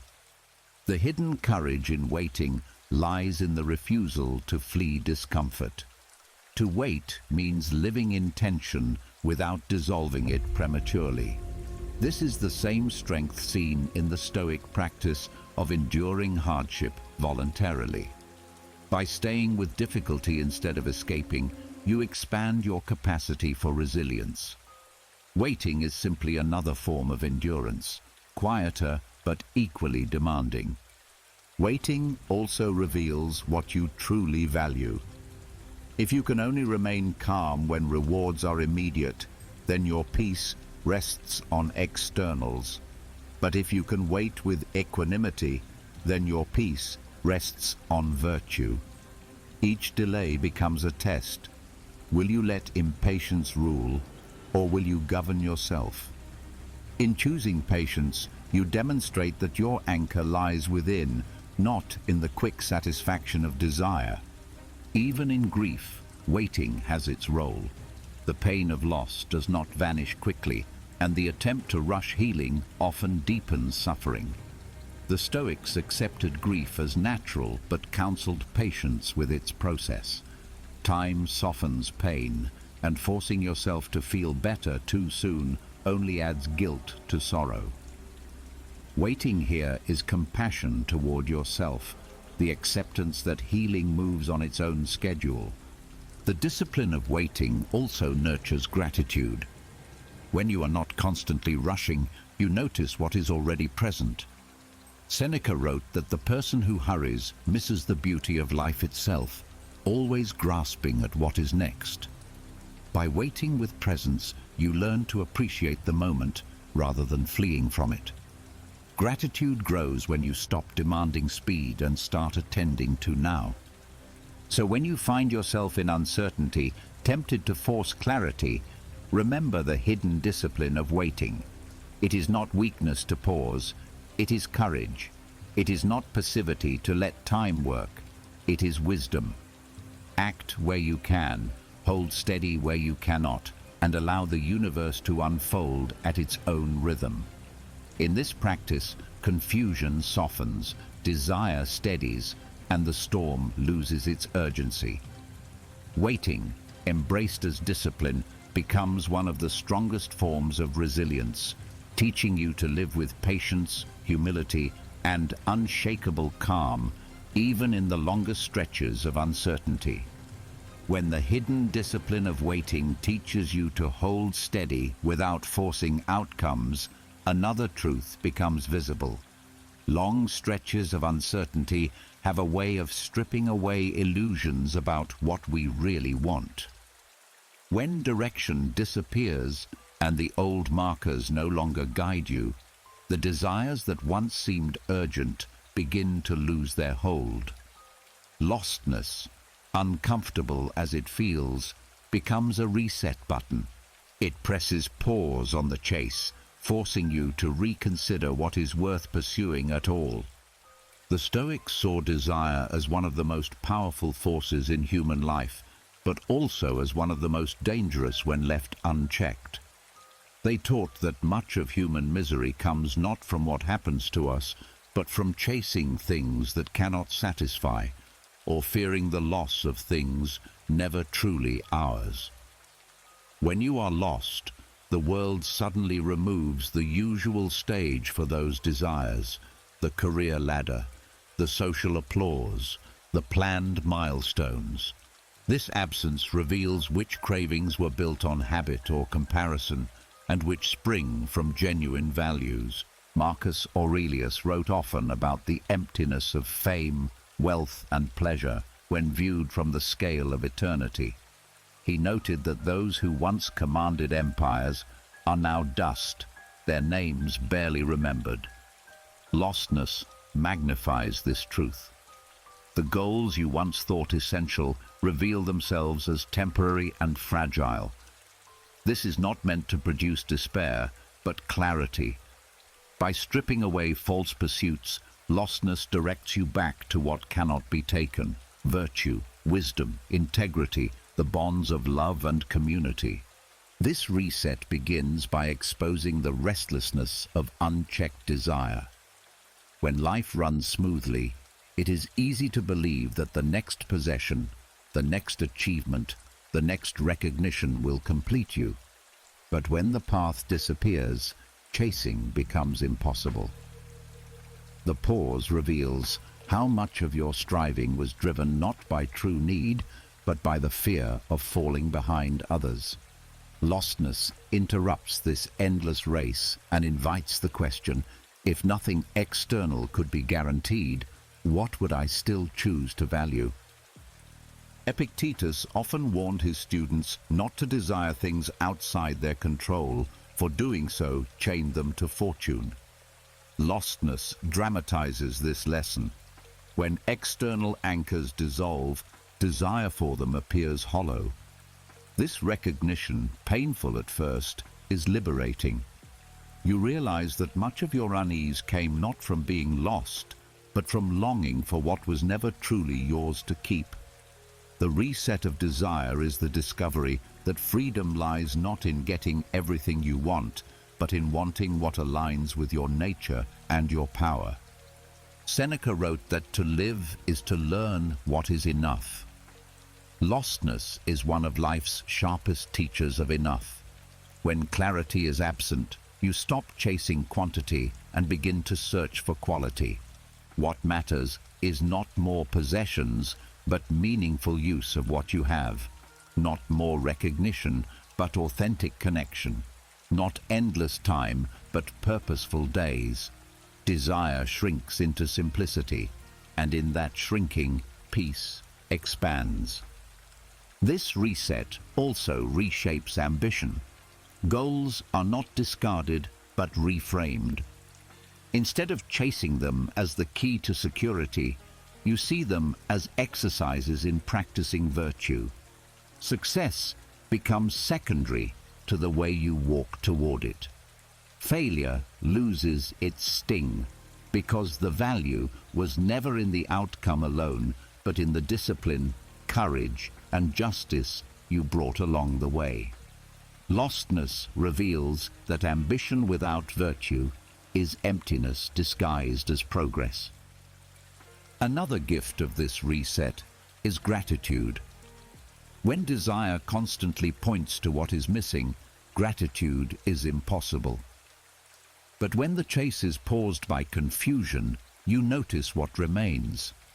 Breath in your lungs, the presence of a friend, a moment of quiet reflection. These small things grow luminous when the noise of ambition falls silent. Lostness makes space for gratitude because it halts the distraction of endless wanting and reminds you of the richness already here. The Stoics also tied desire closely to freedom. To desire what depends on fortune is to live as a slave, subject to loss at any moment. To desire what lies within your control, virtue, right judgment, disciplined action, is to live free, because no one can take these from you. Lostness clears the field of false promises and forces you to see which desires enslave and which liberate. The reset is a return to freedom, not by gaining more, but by choosing better. This process extends into relationships. Many feel lost when bonds change or break. The initial desire is often to restore what was or to seek replacement instantly. But lostness invites patience, showing that true connection cannot be forced. It resets desire away from clinging or control and toward mutual respect, shared growth, and recognition of dignity. Relationships rooted in genuine value endure. Those built on possession dissolve. Lostness clarifies the difference. There is also a spiritual dimension. Desire often disguises itself as hunger for possessions when it is really hunger for meaning. The Stoics saw this and redirected desire toward harmony with nature, acceptance of fate, and cultivation of reason. Lostness unmasks the false substitutes and points you back to this deeper longing. It resets desire from accumulation to alignment, from having to being. Practical ways to embrace this reset include reflection on mortality. Marcus Aurelius urged himself to remember that death approaches with every breath, not to induce fear, but to refine desire. When you know time is short, many cravings lose importance. You no longer wish to waste hours on trivialities. You long to live in accordance with virtue now. Lostness makes mortality vivid, and in doing so, resets desire toward what matters most. Another practice is voluntary simplicity. By reducing attachment to luxuries, you discover how little is truly needed. Seneca advised dining simply, wearing modest clothing, even rehearsing poverty, not to glorify deprivation, but to weaken the hold of false desires. Lostness, chosen or imposed, acts as such a rehearsal. It reveals that peace is not found in abundance, but in clarity of value. Modern thought echoes these insights. Psychology shows that endless desire creates what is called the hedonic treadmill, the constant chase for more that never brings lasting satisfaction. Stoic practice anticipated this by teaching that fulfillment comes not from multiplying desires, but from governing them. Lostness interrupts the treadmill, forcing you off the endless track and onto a quieter path of discernment. The reset of desire also nurtures resilience. When your worth no longer depends on fragile externals, you become less shaken by loss. You can walk through uncertainty without desperation because you know your peace is not tied to outcomes. Desire reoriented toward virtue cannot be destroyed by fortune. This steadiness is the very heart of Stoic strength. So when life leaves you without clear direction, resist the urge to panic or chase the next distraction. Let the pause reset you. Ask what matters if applause fades, if wealth vanishes, if the road never straightens. You may discover that what remains, your integrity, your reason, your ability to love and act with justice, is enough. Lostness, far from being emptiness, becomes the teacher that clears away illusion and resets desire to what truly matters.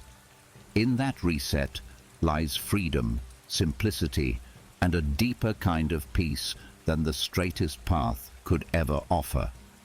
As you reach the end of these teachings, let the weight of what you've heard settle quietly within you.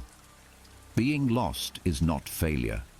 It is the place where clarity is born, where illusions fall away, and where you rediscover what can never be taken: your reason, your character, your to live in harmony with nature.